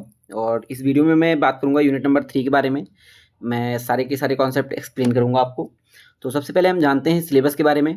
सिलेबस देखिए क्या है, यहाँ पे हमें बता रखा है इनपुट टैक्स क्रेडिट क्या होता है, और ब्लॉक क्रेडिट के बारे में, कैपिटल गुड के बारे में, टैक्स क्रेडिट का ट्रीटमेंट कैसा होगा, और स्पेशल सर्कमस्टांसेस में जो अवेलेबिलिटी होती है टैक्स की उसका क्या ट्रीटमेंट होगा, और रिवर्स चार्ज मैकेनिज्म क्या होगा। तो इसी के साथ हम सबसे पहले जानेंगे इनपुट टैक्स क्रेडिट। लेकिन उससे पहले मैं आपको बताता हूँ कि अगर आपको ये नोट्स चाहिए तो आपको मेरा टेलीग्राम चैनल ज्वाइन करना पड़ेगा, जिसके लिए मैं जो लिंक कमेंट बॉक्स में एंड डिस्क्रिप्शन बॉक्स में मैं दे दूँगा, तो आप वहाँ से ज्वाइन कर सकते हैं। और साथ ही में नेक्स्ट वीडियो मैं थोड़ी देर में अपलोड कर दूंगा, तो इसी के साथ चैनल को सब्सक्राइब कर लीजिएगा। तो चलिए स्टार्ट करते हैं। सबसे पहले हमारे पास आता है इनपुट टैक्स क्रेडिट। तो देखिए इनपुट टैक्स क्रेडिट का मतलब क्या होता है। इनपुट टैक्स का क्रेडिट का मतलब ये होता है, जब एक बिजनेस होता है, मान लीजिए मेरा एक बिजनेस है, मैं कोई भी प्रोडक्ट बनाने से पहले मुझे कोई चीज़ खरीदनी पड़ेगी। जैसे मैं जा रहा हूँ, मैंने कुछ रॉ मटेरियल खरीदे किसी भी कंपनी से जाके, तो मैं जब उससे रॉ मटेरियल खरीदूंगा तो मैं उसे कुछ ना कुछ टैक्स भी दूंगा साथ में। जैसे 100 रुपये का अगर हमारा प्रोडक्ट पड़ा है, 10% के हिसाब से अगर टैक्स चल रहा है, जीएसटी उस पर चार्ज हुआ है, तो 110 रुपये मुझे पे करना पड़ेगा, जिसका मतलब मुझे टोटल 110 रुपीज़ वहाँ पे पे करने पड़ेंगे। तो यहाँ क्या हुआ, यहाँ पे मैंने एक बिजनेसमैन को, जहाँ से मैंने बिजनेस से, जिस बिजनेस से मैंने अपना प्रोडक्ट जो रॉ मटेरियल है वो मैंने खरीदा, तो मैंने 10 रुपये का टैक्स दिया। देन मैं उसी सेम टू सेम प्रोडक्ट को अपने घर पे लेके आता हूँ, अपने ऑफिस में लेके आता हूँ, अपनी कंपनी में लेके आता हूँ, उसे मैं चेंज करता हूँ और देन मैं उसे फिनिश्ड गुड में कन्वर्ट कर देता हूँ। और उसके बाद क्या करता हूँ, मैं उसे उसका अगेन सेल कर देता हूँ। तो कस्टमर जो आता है उसको मैं 15% के हिसाब से सेल करता हूँ, ठीक है। तो यानी कि मुझे भी कुछ ना कुछ जीएसटी यहाँ पे रिसीव हुआ है। तो ये सारी प्रोसेस को जो हम कहते हैं, ये सारा प्रोसेस हमारा इनपुट टैक्स क्रेडिट के अंदर आता है। अब देखिए इनपुट टैक्स क्रेडिट का जो सिंपल सा मतलब है वो ये होता है बेनिफिट ऑफ इनपुट टैक्स, यानी कि जो बायर है, जो बिजनेस वाला, जो बिजनेसमैन है, उसने जो टैक्स दिया खरीदते वक्त, उसी का बेनिफिट जब वो उठाता है तो उसे इनपुट टैक्स क्रेडिट का नाम दिया जाता है। अब यहाँ पे देखिए एक और सिनेरियो है, हमारे पास मैन्युफैक्चरर होता है, होलसेलर होता है, रिटेलर होता है, देन बायर होते हैं। अब देखिए बायर क्या करता है, रिटेलर से खरीदता है, जीएसटी पे करता है। रिटेलर क्या करता है, होलसेलर से खरीदता है एंड जीएसटी पे करता है। होलसेलर क्या है, मैन्युफैक्चरर से खरीदता है और उसको भी जीएसटी पे करता है। अगर हम बात करें इनपुट टैक्स क्रेडिट का जो बेनिफिट है, यानी कि ये कॉन्सेप्ट क्यों लेके आया गया, ये इसलिए लेके आया गया जिससे कि हम टैक्स ऑन टैक्स, यानी कि जो टैक्स दिया जा चुका है उसके ऊपर जो बिजनेसमैन है उन्हें टैक्स ना देना पड़े, तो अवॉइड करने के लिए टैक्स ऑन टैक्स। अगर हम बात करें कि ये जो पार्ट होता है वो क्या होगा, देखिए जैसे अगर मैंने अभी मेरे पास एक एग्जाम्पल है, अगर आप कोई गुड्स खरीदते हैं जिसपे आप 1000 रुपीज़ का आप जीएसटी पे करते हैं, देन अगेन आप उस गुड्स को सेल करते हैं तो आप 1500 का जीएसटी कस्टमर से लेते हैं, यानी कि आपने पहले तो 1000 जीएसटी दे दिया गवर्नमेंट को जिससे आप खरीदने गए, तो वो आपका 1000 तो जीएसटी चला गया। अगर आपके पास बेचने पे अगेन आपको 1500 जीएसटी रिसीव होता है, तो आपको टोटल 1500 रुपये देने की जरूरत नहीं है, आपको केवल 500 रुपीज़ का जीएसटी देने की कस्टमर को गवर्नमेंट को जरूरत है। क्यों? क्योंकि आपने ऑलरेडी 1000 तो दे दिया है, वो आपके भ्याप पे जो आपने जिससे परचेज किया वो पे कर देगा, लेकिन जो आपने 500 एक्स्ट्रा जीएसटी रिसीव किया है उसे आपको अगेन गवर्नमेंट को देना पड़ेगा। और जो बचा हुआ 1000 का पार्ट है वो हमारा आईटीसी कहलाता है, यानी कि वही आपका बेनिफिट होता है जिसको हम कहते हैं इनपुट टैक्स क्रेडिट। अब business can reduce their tax liability by claiming credit to the tune of GST paid on purchases. देखिए बिजनेस क्या करते हैं, बिजनेस जब कोई परचेजेस करते हैं तो उसके ऊपर वो जीएसटी पे करते हैं, तो जो इनपुट टैक्स क्रेडिट होता है इसका मेन मोटो यही है कि बिजनेस उससे क्या है अपनी टैक्स लायबिलिटी को क्लेम कर सकते हैं, टैक्स लायबिलिटी को रिड्यूस कर सकते हैं। अभी मैंने आपको बताया 1000 का एग्जांपल दिया था, 1500 का दिया, जैसे 1000 रुपीज़ बिजनेस ने पहले ही ऑलरेडी पे कर दिया है, इस हिसाब से 1500 से रिसीव हुआ कस्टमर से, तो उसे अगर सोचो वो पूरा का पूरा 1500 दे देगा, यानी कि उसकी जेब से तो कितना चला गया, उसकी जेब से तो 2500 चला गया भाई, क्योंकि उसकी जेब से कितना चला गया 2500 रुपये चला गया। लेकिन ये गवर्नमेंट नहीं चाहती, इसलिए केवल इसे 500 रुपये देना है जो कि कस्टमर से रिसीव हुए हैं, और 1000 रुपये जो भी कस्टमर से अलग से रिसीव हुआ है उसे वो वहाँ पे एडजस्ट कर दिया जाएगा। इसके हिसाब से यहाँ पे इनका 1000 रुपये का इनपुट टैक्स क्रेडिट हुआ है। अब इसके ऊपर क्लेम कब कर सकते हैं आप आईटीसी का? सबसे पहले मेन इंपॉर्टेंट थिंग, आप एक रजिस्टर्ड पर्सन होने चाहिए, आपकी जो बिजनेस है वो रजिस्टर्ड होना चाहिए जीएसटी के अंदर, आपके पास वैलिड टैक्स इनवाइस होना चाहिए। आप देखते होंगे आप कोई नॉर्मल शॉप पे जाते हैं और वहाँ पे वो कागज़ पे एक बिल लिख के दे देते हैं, क्या आपसे वो जीएसटी मांगते हैं? वो नहीं मांगते उसमें जीएसटी। देखिए, और गुड्स और सर्विसेज रिसीव होनी चाहिए, ऐसी बात नहीं कि आपने कोई गुड्स और सर्विसेज रिसीव नहीं किया फिर भी आप इनपुट टैक्स क्रेडिट क्लेम कर रहे हैं। जो सप्लायर होता है उसे टैक्स गवर्नमेंट को पे करना चाहिए। द इनवाइस अपेयर्स इन, ये थोड़ा कॉम्प्लिकेटेड टर्म है, जैसे मतलब आप इसे याद कर सकते हैं कि इसमें मेंशन होना चाहिए। और गुड्स और सर्विसेज जो है वो बिजनेस पर्पस के लिए यूज होना चाहिए। आप अगर पर्सनल यूज़ के लिए कोई भी गुड्स और सर्विसेज अगर एक्वायर करते हैं, अगर आप रिसीव करते हैं, तो उसका आप इनपुट टैक्स क्रेडिट नहीं ले सकते। लेकिन अगर वो जो गुड्स और सर्विसेज अगर आप बिजनेस पर्पस के लिए यूज़ कर रहे हैं, बिजनेस के लिए आपने खरीदा है, तो उसके लिए आप आईटीसी क्लेम कर सकते हैं। इसके बाद हमारे पास सबसे पहले आता है question number 1, mister Aman by goods worth ₹50,000, जिसमें उन्होंने 9000 का जीएसटी पे किया और ये उसे बिजनेस के लिए यूज करेंगे इस गुड्स को। तो यहाँ पे इसका मतलब क्या है, सारी की सारी कंडीशन फुलफिल्ड है। सबसे पहले एक यहाँ पे गुड्स खरीदा गया है, जीएसटी पे किया गया है और बिजनेस के लिए खरीदा गया है, तो यहाँ पे सारी की सारी कंडीशन फुल है। इसका मतलब जो यहाँ पे मिस्टर अमन है वो 9000 का इनपुट टैक्स क्रेडिट रिसीव कर सकते हैं। नेक्स्ट आता है क्वेश्चन नंबर 2, कैन आईटीसी भी claimed on goods purchase for personal use, यानी कि अगर आप कोई वस्तु, कोई गुड्स सर्विसेज अगर आप पर्सनल यूज के लिए एक्वायर करते हैं, रिसीव करते हैं, तो क्या उस पर जो आईटीसी हो क्लेम कर सकते हैं? तो उस पर आप आईटीसी क्लेम नहीं कर सकते। No ITC can only be claimed on goods services use for business. ITC आप केवल उन्हीं गुड्स और सर्विसेज का यूज कर सकते, क्लेम कर सकते हैं जो कि बिजनेस के लिए, बिजनेस पर्पज के लिए यूज किया जा रहा हो। नेक्स्ट हमारे पास आता है ineligible and block credit section. Ineligible यानी कि इसका मतलब क्या है कि आप उसका आईटीसी इनपुट टैक्स क्रेडिट आप उसका रिसीव नहीं कर सकते हैं। तो सर्टेन एक्सपेंसेस आर ब्लॉक, कुछ खर्चे कैसे होते हैं उन्हें ब्लॉक कर दिया जाता है जिसका आप आईटीसी क्लेम नहीं कर सकते, भले ही आपने उसका जीएसटी पे किया हो। फूड बेवरेजेस है, जिम मेंबरशिप है, कंस्ट्रक्शन हो रही है कोई मूवेबल इमूवेबल प्रॉपर्टी का, जैसे आप कोई बिल्डिंग वगैरह बना रहे हैं, गुड्स और सर्विसेज अगर आपने पर्सनल यूज़ के लिए एक्वायर करी है या फिर रिसीव करी है, तो उसके लिए भी आप यूज़ नहीं कर। देन हमारे पास आता है क्वेश्चन नंबर 1, जिसमें क्या क्वेश्चन हमसे इसी कॉन्सेप्ट से रिलेटेड पूछा गया है। अ कंपनी बाइस लंच फॉर स्टाफ, 5000 रुपये का इन्होंने लंच खरीदा जिसपे 900 रुपये का जीएसटी पे किया, क्या ये आईटीसी क्लेम कर सकते हैं? तो ये आईटीसी क्लेम नहीं कर सकते। क्यों? क्योंकि मैंने पहले ऑलरेडी मेंशन किया है, फूड और बेवरेजेस पे ये लोग आईटीसी क्लेम नहीं कर सकते हैं। इस हिसाब से no ITC is blocked for food beverages unless use for resale. ITC यहाँ पे अलाउड नहीं होगा क्योंकि इन्होंने स्टाफ लंच के लिए ये चीज़ें खरीदी हैं। क्वेश्चन नंबर 2, आप business purchases a car from CEO 10 lakh and 1,80,000 GST उस पर पे किया। एक बिजनेस है जिसने परचेज किया है कार, किसके लिए? सीईओ के लिए, ना कि बिजनेस यूज के लिए। तो क्या इस पे आईटीसी क्लेम कर सकते हैं? No, ITC can ITC on motor vehicle for personal और नॉन ट्रांसपोर्ट यूजेस ब्लॉक, यानी कि ये पर्सनल यूज के लिए खरीदी हुई चीज़ है, पर्सनल यूज के लिए इन्होंने इसे खरीदा है, तो ये उसके अंदर आता है जिसमें इसे ब्लॉक कर दिया जाता है, यानी कि ये आईटीसी इनको 1,80,000 रुपये का नहीं मिलेगा, इसे ब्लॉक कर दिया गया है। कॉन्सेप्ट नंबर 3 की अगर हम बात करें तो आता है अप्रोचमेंट ऑफ क्रेडिट, यानी कि कैसे कैसे डिवाइड करना है। मान लीजिए एक कोई पर्सन है, उन्होंने आधा पार्ट तो कंपनी के लिए खरीदा, आधा पार्ट अपने घर के लिए खरीदा, पर्सनल यूज़ के लिए खरीदा, तो कैसे डिवाइड करेंगे? If goods and services are use for both business and personal use or for taxable and exempt supplies, ITC must be apportioned, यानी कि उसे रेशियो में डिवाइड कर देना पड़ेगा अगर कोई बिजनेस और पर्सनल यूज दोनों चीज़ों के लिए खरीद रहा है। ओनली द बिजनेस और taxable portion of ITC can be claim, यानी कि अगर कोई बिजनेस पोर्शन के लिए जितना भी जो जीएसटी पे किया गया है उतना ही आईटीसी क्लेम किया जा सकता है।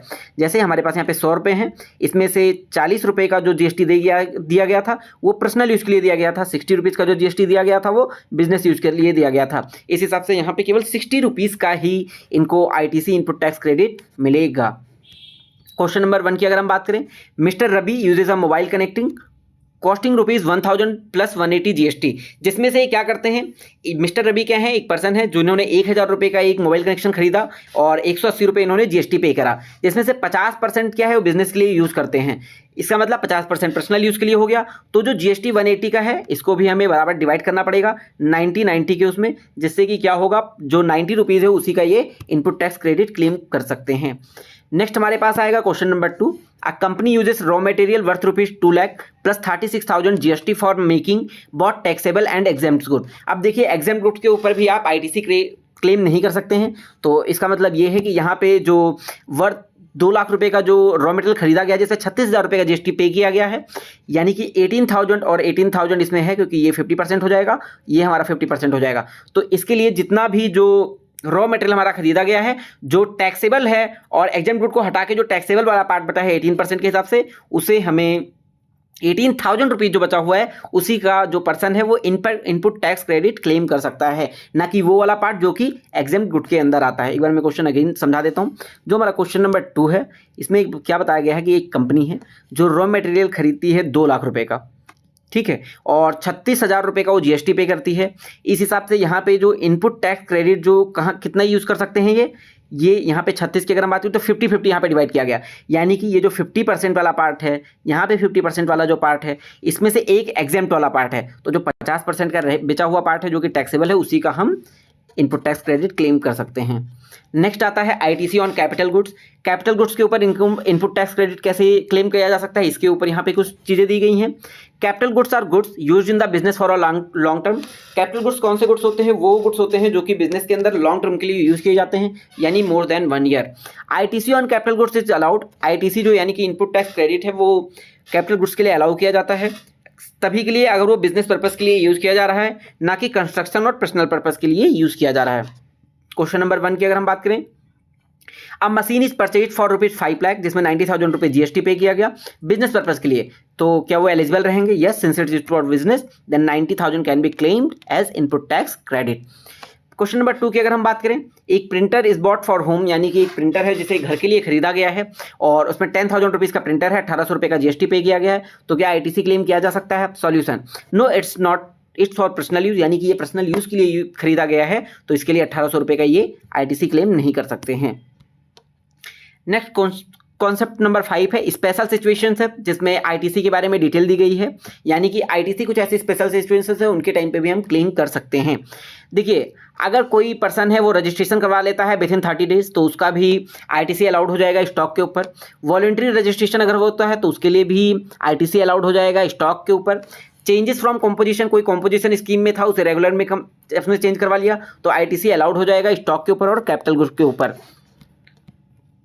अगर हम बात करें क्वेश्चन नंबर 1 की, मिस्टर बिने register in the GST voluntary उन्होंने रजिस्टर किया यानी कि वो क्लेम कर सकते हैं। यहाँ पे सॉल्यूशन में भी यही दे रखा है, वॉलंटरी रजिस्ट्रेशन है यानी कि उन्हें 10,000 रुपीज़ का इनपुट टैक्स क्रेडिट मिल जाएगा। क्वेश्चन नंबर 2 की अगर हम बात करें, a trader switches from composition to regular, हमने भी ऊपर डिस्कस किया था, अगर कोई पर्सन है कॉम्पोजिशन टू रेगुलर जाता है तो इस हिसाब से उसको भी इनपुट टैक्स क्रेडिट मिल जाता है, तो 18,000 रुपीज़ का इनको इनपुट टैक्स क्रेडिट मिल जाएगा। नेक्स्ट हमारे पास आता है आरसीएम। आरसीएम का मतलब क्या होता है? Reverse charge mechanism. Charge mechanism का मतलब क्या होता है? देखिए चार्ज मैकेनिज्म का मतलब ये होता है कि आपको डिफाइन करना होता है कि टैक्स लायबिलिटी किसकी होगी। देखिए नॉर्मल केसेस में क्या होता है, नॉर्मल केसेस में हमारे पास बायर होते हैं, सेलर होते हैं, जो हम लोग जाते हैं सेलर के पास, प्रोडक्ट खरीदते हैं, हम जीएसटी पे करते हैं, तो सेलर जो है हमारे बिहाफ पे जाके टैक्स या फिर जीएसटी जो है वो पे कर देता है। अगर हम बात करें आरसीएम की, आरसीएम क्या होता है? Liability to pay tax is recipient, यानी कि परचेजर जिसने प्रोडक्ट खरीदा है। आरसीएम के अंदर क्या होता है कि सब चीज़ उल्टा हो जाता है, यानी जहां पहले सेलर वो जीएसटी पे कर रहा था वहां पे अब बायर जो है जीएसटी पे करेगा। अब यहाँ पे टू सिनेरियो हमारे पास क्रिएट किए गए हैं। पहला क्या है? डिपेंड करता है नेचर ऑफ सप्लाई और सप्लायर कौन है। सेकंड क्या है? टैक्सेबल पर्सन जो है, यानी कि taxable supply by an unregistered person to the registered person. कोई एक अनरजिस्टर्ड पर्सन है जो सप्लाई कर रहा है, जो कि टैक्सेबल सप्लाई है, जो कि रजिस्टर्ड पर्सन को सप्लाई किया जा रहा है, तो उस केसेस में भी आरसीएम ही अप्लाई होगा। अगर हम बात करें फर्स्ट सिनेरियो की, जिसका मतलब है नोटिफाइड गुड है और कुछ सर्विसेज हैं, by notification for GST council, जो जीएसटी काउंसिल है उसने नोटिफाई कर रखा है, वो सारे गुड्स और सर्विसेज के ऊपर आरसीएम अप्लाई होता है। और कुछ हम लिस्ट ऑफ गुड्स के बारे में यहाँ पे जानेंगे, जैसे कि कोई कैश्यू नट्स है, यानी कि जो काजू होते हैं उनके बारे में। बीड़ी लीव्स है, यानी कि जो बीड़ी के जिसमें बीड़ी जो रोल किया जाता है उस वाले पार्ट के लिए भी जो है आरसीएम अप्लाई होता है। नेक्स्ट अगर हम बात करें टोबैको लीव्स, यानी कि जो तम्बाकू होता है उसके लिए भी जो चीज़ें, जो पत्ती जो होती है जिसको तोड़ा जाता है, जिससे तम्बाकू बनाया जाता है, उसके बेस पे भी क्या होगा? आरसीएम ही अप्लाई होगा। नेक्स्ट अगर हम बात करें सिल्क यानी कि जो सिल्क वाला जो चीज़ें होती हैं सिल्क से रिलेटेड, उन सारी चीज़ों पर भी आरसीएम अप्लाई होगा। उसके बाद हमारे पास आता है सेकंड सिनेरियो, यानी कि ऐसा सप्लाई जो अनरजिस्टर्ड पर्सन के थ्रू रजिस्टर्ड पर्सन को किया गया हो। यानी कि एक देखो, आप सभी को पता है, मैंने भी ऊपर भी डिस्कस किया, अगर आप जीएसटी का क्लेम करना चाहते हैं और जीएसटी आप किसी कस्टमर से वसूलना चाहते हैं तो उसके लिए आपको जीएसटी रजिस्ट्रेशन करवाना जरूरी है। लेकिन भाई कई सारे लोग ऐसे होते हैं जो कि जीएसटी रजिस्टर करवा के नहीं रखते, क्योंकि वो अनरजिस्टर्ड होते हैं, वो मतलब उनका छोटे स्केल पर बिजनेस होता है, तो जीएसटी रजिस्ट्रेशन करवाने की जरूरत नहीं पड़ती है। तो इस हिसाब से क्या होगा, जब कोई रजिस्टर्ड पर्सन है वो जब अनरजिस्टर्ड पर्सन से कोई चीज़ खरीद रहा है तो इस हिसाब से उस पे रजिस्टर्ड जो पर्सन है उसको ही जीएसटी पे करना पड़ेगा। यहां पे रजिस्टर्ड पर्सन कौन होगा? वो बायर होगा। अगर हम डिटेल में समझना चाहें, अनरजिस्टर्ड पर्सन जो पर्सन होगा, जो अनरजिस्टर्ड पर्सन होगा, वो सेल कर रहा है, प्रोवाइड कर रहा है गुड्स और सर्विसेज को, जो कि एक रजिस्टर्ड पर्सन है। सप्लाई मस्ट बी टैक्सेबल, जो भी अनरजिस्टर्ड पर्सन अगर कोई भी चीज़ सप्लाई कर रहा है रजिस्टर्ड पर्सन को, तो जो सप्लाई है वो टैक्सेबल होनी चाहिए। Government has given an exemption of ₹5,000, यानी कि यहाँ पे एक और चीज़ है, गवर्नमेंट ने 5,000 रुपये का जो एग्जाम्पशन है वो मेंशन कर रखा है। मान लीजिए कोई अनरजिस्टर्ड पर्सन है, वो रजिस्टर्ड पर्सन को कुछ चीज़ें सप्लाई कर रहा है, अगर वो डेली का डेली केवल 5,000 रुपये तक की लिमिट के अंदर रहता है तो उसके ऊपर जो आरसीएम होता है वो अप्लाई नहीं होगा, यानी कि उसके ऊपर आरसीएम अप्लाई करने की जरूरत नहीं है।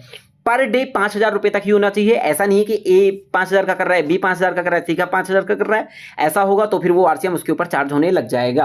अब इसके रिलेटेड कुछ हमें प्रोविजंस दिए गए हैं। प्रोविजंस की अगर हम बात करें, रिसिपिएंट जो है वो रजिस्टर्ड होना चाहिए जीएसटी एक्ट के अंडर में।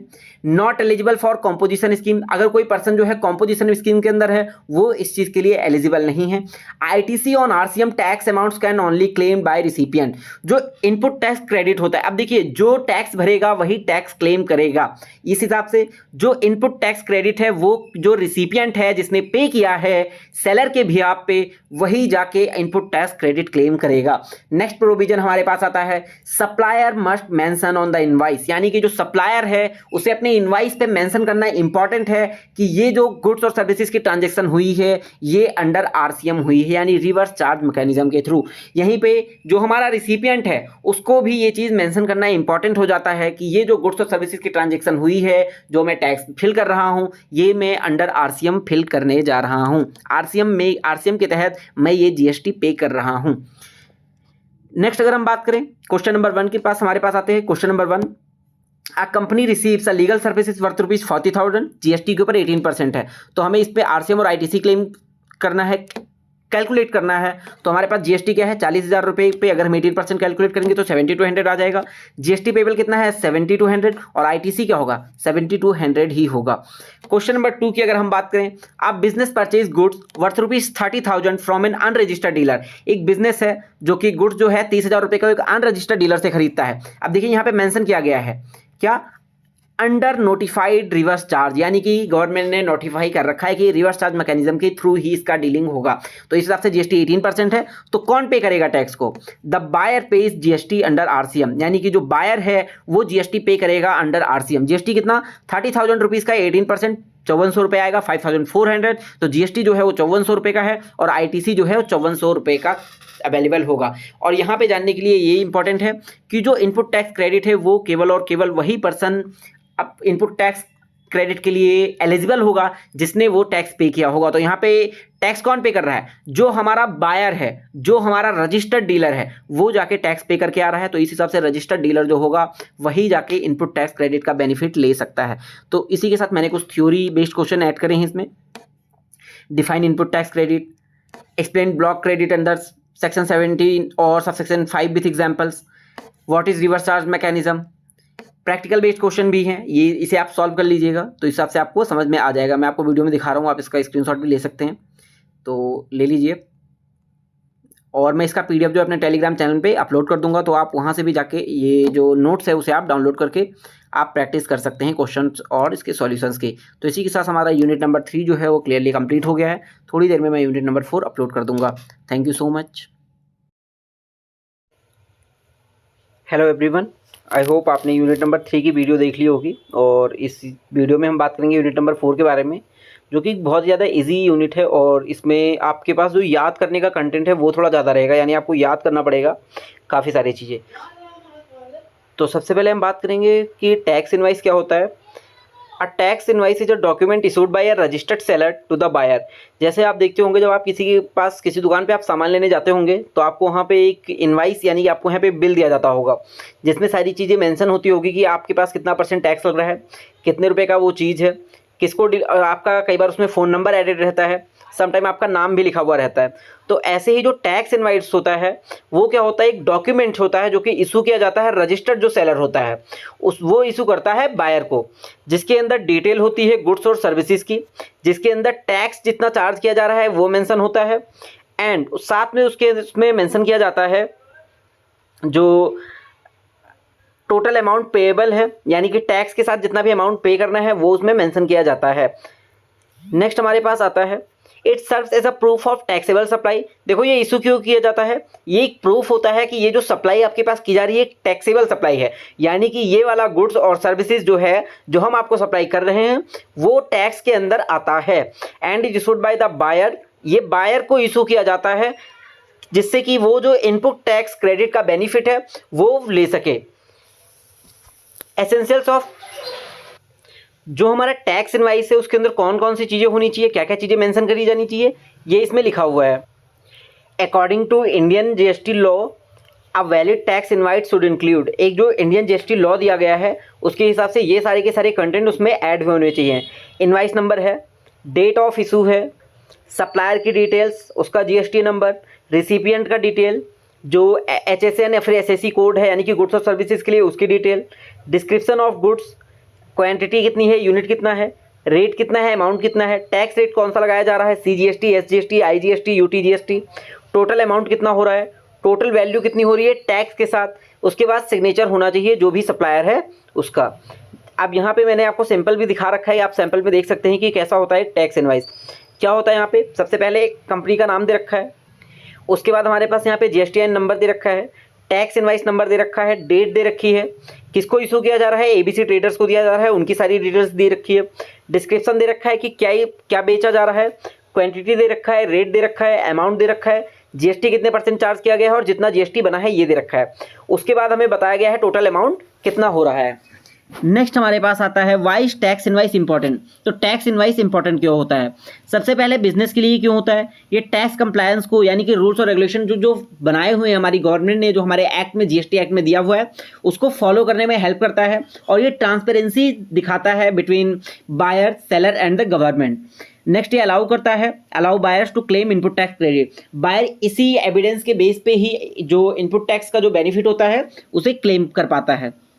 नेक्स्ट अगर हम बात करें गवर्नमेंट का, तो गवर्नमेंट इंश्योर करती है कि सभी के सभी पर्सन जो हैं वो अपना GST जो है टैक्स जो है वो प्रॉपर दे रहे हैं और सही समय से दे रहे हैं। ऑडिटिंग सर्विसेज के लिए और अकाउंटिंग के लिए भी बहुत ज़्यादा इंपॉर्टेंट होता है। अगर कोई ऑडिटर आपकी कंपनी में आता है और अगर वो एविडेंस मांगता है किसी ट्रांजेक्शन से रिलेटेड, तो ये इनवाइस आप उस पर्सन को दिखा सकते हैं जिससे कि वो उस ट्रांजेक्शन को वेरीफाई कर पाए। नेक्स्ट कॉन्सेप्ट हमारे पास आता है क्रेडिट नोट का। क्रेडिट नोट क्या होता है, a credit note is a document issued by a seller to the buyer. जो क्रेडिट नोट होता है वो क्या होता है, वो सेलर जो होता है वो बायर को इशू करता है।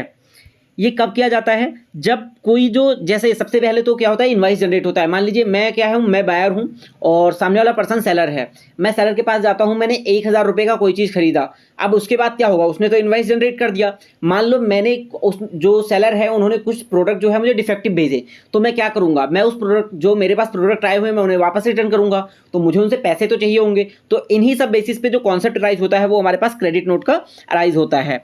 तो जो बायर होता है वो जब गुड्स जो होते हैं उसको जब रिटर्न कर देता है, मे बी डैमेज हो गए हों, डिफेक्टिव हो गए हों, the seller charge more money by mistake. Sometime क्या होता है, सेलर ने ज़्यादा पैसे चार्ज कर दिए बायर को, कुछ डिस्काउंट थे जो मिस कर गए पहले, तो उसको मेंशन किया जाता है। तो अगर कोई क्वांटिटी गलत हो गई, यानी कि ज़्यादा दे दिया गया, कम दे दिया गया, उसके हिसाब से भी यहाँ पे होता है, the quantity build was more than what was actually delivered. यानी कि जो क्वांटिटी है वो ज़्यादा बिल कर दी गई। मैंने क्वांटिटी मैंने मांगी थी 10 और उन्होंने जो बिल करके भेजा मेरे पास 12 का भेजा, यानी कि 2 क्वांटिटी का ज़्यादा भेज दिया। तो इसे ही इसके सब ये सारी जो ट्रांजेक्शन होती है, यानी कि ये जो थोड़ा गलत ट्रांजेक्शन हो गई, गलत मतलब कि मांगा था 10, वो उन्होंने बिल भेज दिया 12 का, ये 2 क्या हो गया, ये ओवर ट्रांजेक्शन का किया जा रहा है चार्ज यहाँ पे। तो इसी सबको नलीफाई करने के लिए क्रेडिट नोट जारी किया जाता है। नेक्स्ट यहाँ पे इंपॉर्टेंट आता है, जैसे कि example, the seller is saying I owe you this amount because I over charge और यू रिटर्न समथिंग। सेलर यहाँ पे क्या कहता है कि मैं तुमको ये पैसे, तुम्हारा ये अमाउंट देना चाहता हूँ क्योंकि मैंने तुम्हें ओवर चार्ज कर दिया या फिर तुमने कुछ रिटर्न कर दिया। एग्जाम्पल की अगर हम बात करें, suppose you sell 100 pens to a customer at ₹10। आप 100 पेन को 10 रुपये के जो रेट है उसके हिसाब से कस्टमर को बेचते हैं, यानी कि 1000 रुपये का। बाद में क्या होता है, कस्टमर जो होता है 20 पेन को रिटर्न कर देता है क्योंकि वो 20 पेन डैमेज होते हैं। आप क्या करेंगे, आप उसे एक क्रेडिट नोट इशू करेंगे जिसमें 200 रुपये तो वो मेंशन होंगे और साथ में अगर कोई जीएसटी आपने चार्ज किया होगा तो वो भी उसमें क्लियरली मेंशन होगा। कंटेंट्स क्या क्या होने चाहिए क्रेडिट नोट के, नंबर और डेट होना चाहिए, नेम और एड्रेस होना चाहिए बायर का, ओरिजिनल इनवाइस का जो नंबर होता है वो भी दिया होना चाहिए, रीज़न होना चाहिए कि आप क्रेडिट नोट इशू क्यों कर रहे हैं, डैमेज है, ओवर चार्ज कर दिया गया था, डिस्क्रिप्शन होना चाहिए गुड्स और सर्विसेज का, वैल्यू होनी चाहिए जो भी अमाउंट है उसका, क्या क्रेडिट आप कर रहे हैं, 200 रुपये का कर रहे हैं, 300 रुपये का कर रहे हैं, उस चीज़ की वैल्यू वहाँ पे मेंशन कर दी जानी चाहिए। और अगर टैक्स का भी प्रॉपर मेंशन वहाँ पे होना चाहिए, अगर कुछ भी टैक्स आपने चार्ज किया था प्रायर तो। अब डेबिट नोट क्या होता है हमारे पास, जो डेबिट नोट होता है वो एक ऐसा डॉक्यूमेंट होता है जो बायर जो है वो सेलर को इशू करता है, सेलर जो है वो बायर को इशू करता है अंडर बिलिंग के टाइम पे। It is issued when the seller charge less by mistake. जो सेलर होता है उसने कम चार्ज कर दिया बाय मिस्टेक, एक्स्ट्रा गुड और सर्विस उसने सप्लाई कर दिया सेलर बायर को, टैक्स क्या हुआ, उसने कम टैक्स कैलकुलेट कर दिया, तो उस टाइम पे क्या होगा, उस टाइम पे ये डेबिट नोट चार्ज करेंगे जो हमारे सेलर होते हैं वो लोग। It means you need to pay more than what was mentioned earlier. मान लीजिए पहले उन्होंने बिल बनाया था 100 रुपये का, लेकिन भाई टोटल जो अमाउंट बना था 110 रुपये का बना था, तो क्या होगा, 10 रुपये का डेबिट नोट बना के भेज दिया जाएगा जिसको उन्हें पे करना होगा।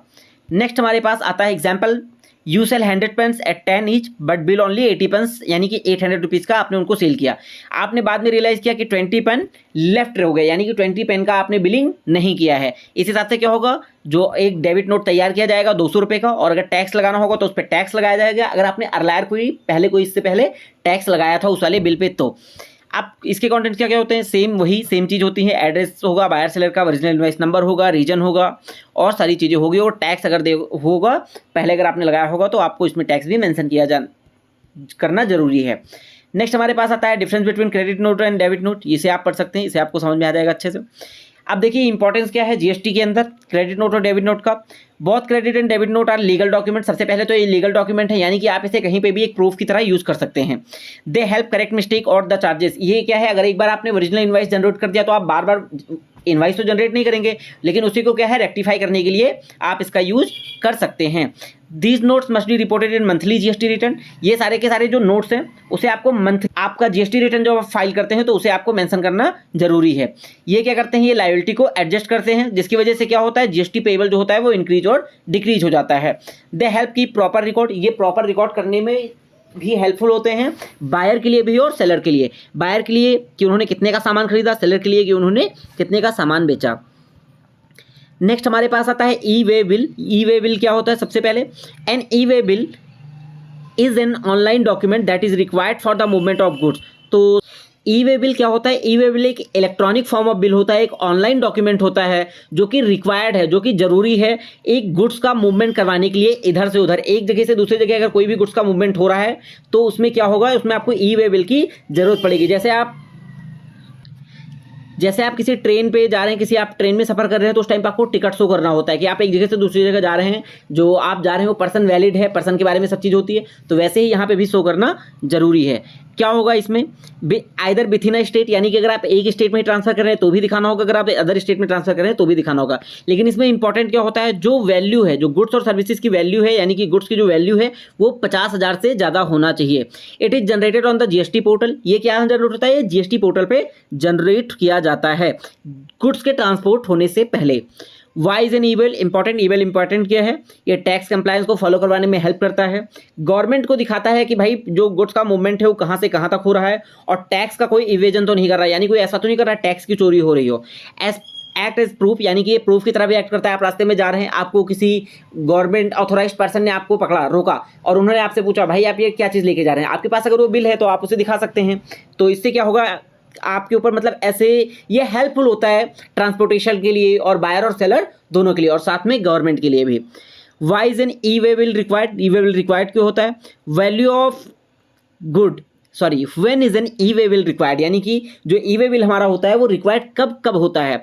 तो अगर वैल्यू ऑफ गुड क्या है, 50,000 से ज़्यादा है, गुड्स अगर मूव कर रहे हैं सेल के लिए, ट्रांसफर के लिए, जॉब और के लिए, एक भी उन्हें एक्सपोर्ट इंपोर्ट किया जा रहा है। मूवमेंट क्या है, मूवमेंट हो रहा है रोड के थ्रू, रेल के थ्रू, एयर के थ्रू और शिप के थ्रू। आपको इन सभी केसेस में आपको ई वे बिल की ज़रूरत पड़ेगी। वैल्यू इंक्लूड क्या क्या करता है, वैल्यू ऑफ गुड्स और सर्विसेज, जो भी अगर CGST, SGST, ITGST, UTGST अगर कुछ भी लगाया गया है तो वो भी इसमें मेंशन किया जाएगा। और अगर कोई भी ट्रांसपोर्ट चार्जेस, फ्राइट चार्जेस अगर आपको उसमें दिया हुआ है तो आपको उसमें वो भी मेंशन करना पड़ेगा। नेक्स्ट हमारे पास आएगा who should generate the E way bill, कौन जनरेट करेगा, कोई रजिस्टर्ड पर्सन होगा जिसका ओन ट्रांसपोर्ट होगा, उस टाइम पे क्या है सेंडर जो होगा वो करेगा। ट्रांसपोर्ट अगर मूव कर रहा है, मान लो कोई पर्सन है जो अनरजिस्टर्ड है बायर और सेलर में से, तो जो रजिस्टर्ड पार्टी इन्वॉल्वमेंट होगी वही जाके वो ई वे बिल जनरेट करती है। व्हाट इन्फॉर्मेशन इज नीडेड, कौन कौन सी इन्फॉर्मेशन होगी ई बिल की जरूरत करने के लिए, GSTN नंबर है, इनवाइस बिल नंबर है, वैल्यू ऑफ गुड कितनी है, HSN कोड क्या है, ट्रांसपोर्ट डिटेल क्या है, प्लेस ऑफ डिस्पैच और डिलीवरी का क्या है। जनरेट कैसे किया जाएगा, आप यहाँ पे पढ़ सकते हैं कि ये बिल कैसे जनरेट किया जाएगा। फॉर्मेट क्या है ई वे बिल का, आप इसे देख सकते हैं। ई वे बिल नंबर होगा, डेट होगा, फ्रॉम टू यानी कि कौन कर रहा है, किसको कर रहा है, इनवाइस नंबर क्या है, वैल्यू क्या है, HSN कोड क्या है, ट्रांसपोर्ट मोड क्या है, व्हीकल नंबर क्या है। नेक्स्ट हमारे पास आता है validity of e way bill. Validity कब की होती है, up to 100 kilometre valid for 1 day. When e way bill is not required, e way bill जरूरी कब नहीं होता, अगर गुड्स की वैल्यू 50,000 से कम है और कोई नॉन मोटराइज ट्रांसपोर्ट है, जैसे कि साइकिल है, रिक्शा है, जिसको क्या है मॉनिटर नहीं कर सकती गवर्नमेंट, उस केसेस पे भी ई वे बिल की जरूरत नहीं है। Good transported with in 10 kilometre, अगर कोई 10 किलोमीटर के अंदर ही ट्रांसपोर्टेशन हो रही है तो इसमें जरूरी क्या है सेम स्टेट होना चाहिए। कैंसिलेशन कैसे होगा, can be cancel with in 24 hours, 24 के अंदर कैंसिल किया जा सकता है अगर गुड ट्रांसपोर्ट नहीं हुए हैं और mistake in E way bill, यानी कि बिल के अंदर कोई भी मिस्टेक कर दी गई है। Only the person who registered who generated it can cancel, यानी कि जिस पर्सन ने ये जनरेट किया है वही जाके अपने पोर्टल पे ये चीज़ कैंसिल कर सकता है। देन आएगा what are returns under GST। In simple term a GST return is a document online form that every registered taxpayer must file with the GST department. देखिए GST रिटर्न का मतलब क्या होता है, ये एक ऐसा डॉक्यूमेंट होता है, ऐसा रिपोर्ट होता है या फिर डॉक्यूमेंट होता है जिसे ऑनलाइन उसे फॉर्म फिल करना पड़ता है और GST डिपार्टमेंट के पास उसे सबमिट करवाना पड़ता है, जो इसमें दिखाएगा कि उसने सेल कितनी की, उसने परचेज कितने किया और सेल पे उसने कितनी GST लोगों से रिसीव किया, परचेज पे उसने कितनी GST पे किया और टैक्स कितना उसे पे करना है या फिर टैक्स कितना उसने टोटल पे किया है। GST रिटर्न क्या है, इंपॉर्टेंट क्यों है, पर्सन की इनकम यानी कि सेल और टर्नओवर दिखाती है कंपनी की, इनपुट टैक्स क्रेडिट लेने के लिए हेल्पफुल होता है, कैलकुलेट करता है और पे करता है, यानी कि कैलकुलेट क्या करता है, टैक्स कैलकुलेट करता है। अगर आप ITR सबमिट कर रहे हैं यानी कि अपना GST रिटर्न अगर आप सबमिट कर रहे हैं तो उस टाइम पे क्या आप दिखाएंगे, आप दिखाएंगे हमने इतने का प्रोडक्ट सेल किया, हमारा इतना GST बना है, तो आपने कितना पे करा उसमें ये भी क्लियरली मेंशन होता है, ड्यू कितना है आपका अमाउंट, ये भी क्लियरली उसमें मेंशन हो जाएगा। देन हमारे पास कुछ फॉर्म्स आते हैं, ये आप पढ़ लेंगे, ये ज़्यादा इंपॉर्टेंट नहीं है। तो इसमें सबसे ज़्यादा इंपॉर्टेंट फॉर्म है GSTR 3B, जो मोस्ट कॉमन रिटर्न होता है, यानी कि जिसमें सेल, मान लीजिए हम एग्जांपल ले रहे हैं, सेल अगर 1 लाख का होता है मई में, GST 18% का कलेक्ट किया जाता है, यानी कि परचेज होती है 60,000 की विद GST पेड ₹10,800। अब यहाँ पे क्या होगा, आउटपुट टैक्स 18,000 का हो गया, इनपुट टैक्स क्रेडिट 10,800 का हो गया, नेट पेबल कितना है 7200 रुपये देना है। कैसे जीएसटी रिटर्न को फाइल कर सकते हैं, ये वाला पूरा फॉर्मेट आप याद कर लीजिएगा, आप इसकी वजह से बता पाएंगे कि कैसे जीएसटी रिटर्न को फाइल कर सकते हैं। What if you don't file return, अगर आप रिटर्न को फाइल नहीं करते तो क्या होगा, 50 रुपये पर डे लगेगा, 18% लगेगा जितना भी अनपेड टैक्स होगा, और you may not need gate credit for tax, यानी कि आपको इनपुट टैक्स क्रेडिट नहीं मिलेगा, और समटाइम आपके ऊपर क्या होगा, लीगल एक्शन लगाया जाएगा जीएसटी डिपार्टमेंट के थ्रू। देन हमारे पास नेक्स्ट कॉन्सेप्ट आता है रियल लाइफ की। अगर हम बात करें कैसे एग्जांपल यूज हो सकता है, यानी कि ये कैसे यूज किया जाता है। Filing GST return is like reporting your monthly earnings and expenses to the government and then paying your dues after adjusting what you already paid. इसमें दिखाते हैं आपने कितना खरीदा, कितना आपने बेचा, कितना आपको सरकार को देना है, तो ये सारी डिटेल इसमें मेंशन की हुई होती है। पेमेंट की अगर हम बात करें टैक्सेस के अंदर जीएसटी क्या होगा, सबसे पहले तो हमारे पास आता है पेमेंट कैसे करने के लिए। Under the GST tax payer must pay tax, GST के अंदर क्या है, टैक्स पेयर को टैक्स पे करना चाहिए, जितना भी उनका ड्यू बचा हुआ है, फिर जितना भी उनको पेएबल है उसको उन्हें पे करना चाहिए। कंपोनेंट्स क्या होता है, सीजीएसटी, एसजीएसटी, आईजीएसटी होता है। सीजीएसटी सेंट्रल गवर्नमेंट को पे किया जाता है, एसजीएसटी स्टेट गवर्नमेंट को, और आईजीएसटी सेंट्रल गवर्नमेंट को पे किया जाता है। Taxes to be paid by whom, यानी कि टैक्स पेयर कौन है और किसको कब पे किया जाएगा। रजिस्टर्ड जो रेगुलर बिजनेस है उन्हें क्या है, मंथली और क्वार्टरली पेमेंट किया जाता है। कॉम्पोजिशन स्कीम क्या होता है, क्वार्टरली करेंगे फिक्स रेट के हिसाब से। ई कॉमर्स ऑपरेटर जो है वो कैसे करेंगे, वो टैक्स कलेक्शन हो जाता है उनको सोर्स के हिसाब से। टैक्स लायबिलिटी कैलकुलेट कैसे की जाती है, टैक्स लायबिलिटी कैलकुलेट करने का फॉर्मूला क्या है, टैक्स पेएबल आउटपुट टैक्स कितना है, इनपुट टैक्स क्रेडिट कितना है, इसके बेस पे हो जाता है। मान लीजिए सेल होता है 1 लाख का, आप जीएसटी कलेक्ट करते हैं 18,000 का, परचेज के टाइम आप जीएसटी पे करते हैं 10,800 का, यानी कि आपने 7200 का एक्स्ट्रा जीएसटी कैलकुलेट किया है, इसे ही आपको पे करना है, ये आपका टैक्स पेएबल के अंदर आएगा। नेक्स्ट आता है मोड्स ऑफ पेमेंट, आप कैश के थ्रू यानी कि इलेक्ट्रॉनिक कैश लेजर के थ्रू पे कर सकते हैं। If ITC is not enough you need to pay balance in cash, अगर आपके पास इनपुट टैक्स क्रेडिट इतना नहीं होता है तो आपको बाकी का बचा हुआ बैलेंस आपको कैश में पे करना पड़ेगा। Payment is made by a challan on the GST portal, इसके लिए क्या होता है, आपको चालान जनरेट करना पड़ेगा वही जीएसटी पोर्टल पे जाके। आप कैसे पे कर सकते हैं, आप ये पूरा रीड कर लीजिएगा, इसके थ्रू आप पे कर पाएंगे। ये इंपॉर्टेंट पार्ट है, ये आपसे पूछा जा सकता है क्वेश्चन में। नेक्स्ट हमारे पास आता है ड्यू डेट्स क्या होती हैं। जीएसटीआर 3 भी है, इसका मंथली है। क्यूआरएमपी स्कीम के थ्रू क्वार्टरली है। जीएसटीआर 4 का है, इसका क्या है, एनुअल के हिसाब से है। कॉन्सिक्वेंसेस क्या होगा, नॉन पेमेंट के लिए वही 18% लगाया जाएगा, अनपेड टैक्स के लिए 50 रुपीज़ पर डे के हिसाब से पेनाल्टी लगाया जाएगा, 10% ऑफ टैक्स और ₹10,000। ब्लॉकिंग ऑफ ईवेबल, यानी कि ऐसा कर देंगे कि आपका जो रजिस्टर्ड होता है, जो आप जिसके थ्रू आप ईवे बिल जनरेट कर देते हैं, उसको ये बंद कर देंगे।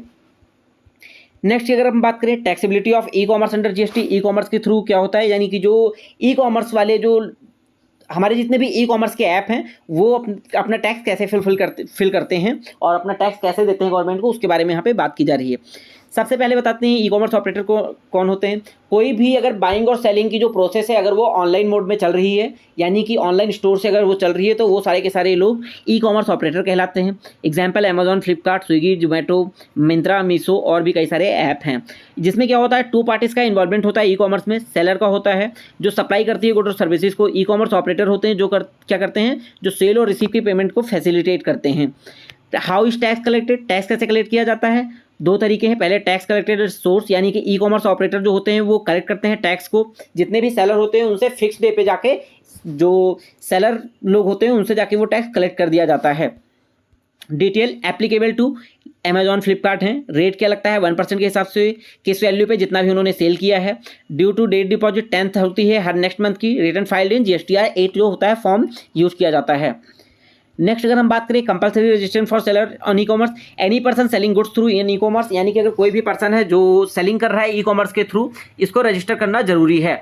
अगर उसका टर्नओवर 20 लाख है, भले उसका टर्नओवर 1 लाख रुपए है, फिर भी उसे जीएसटी रजिस्टर करवाना जरूरी है। नेक्स्ट हम बात करेंगे आरसीएम का, रिवर्स चार्ज मैकेनिज्म के बारे में। In some cases GST is paid by the e commerce operator, sometime क्या होगा, जीएसटी जो होगा वो ई कॉमर्स ऑपरेटर के थ्रू पे किया जाएगा। Return to be filed by ECO, GSTR 8 है, मंथली फाइल किया जाएगा। ड्यू डेट क्या होती है, 10th of the following month होता है।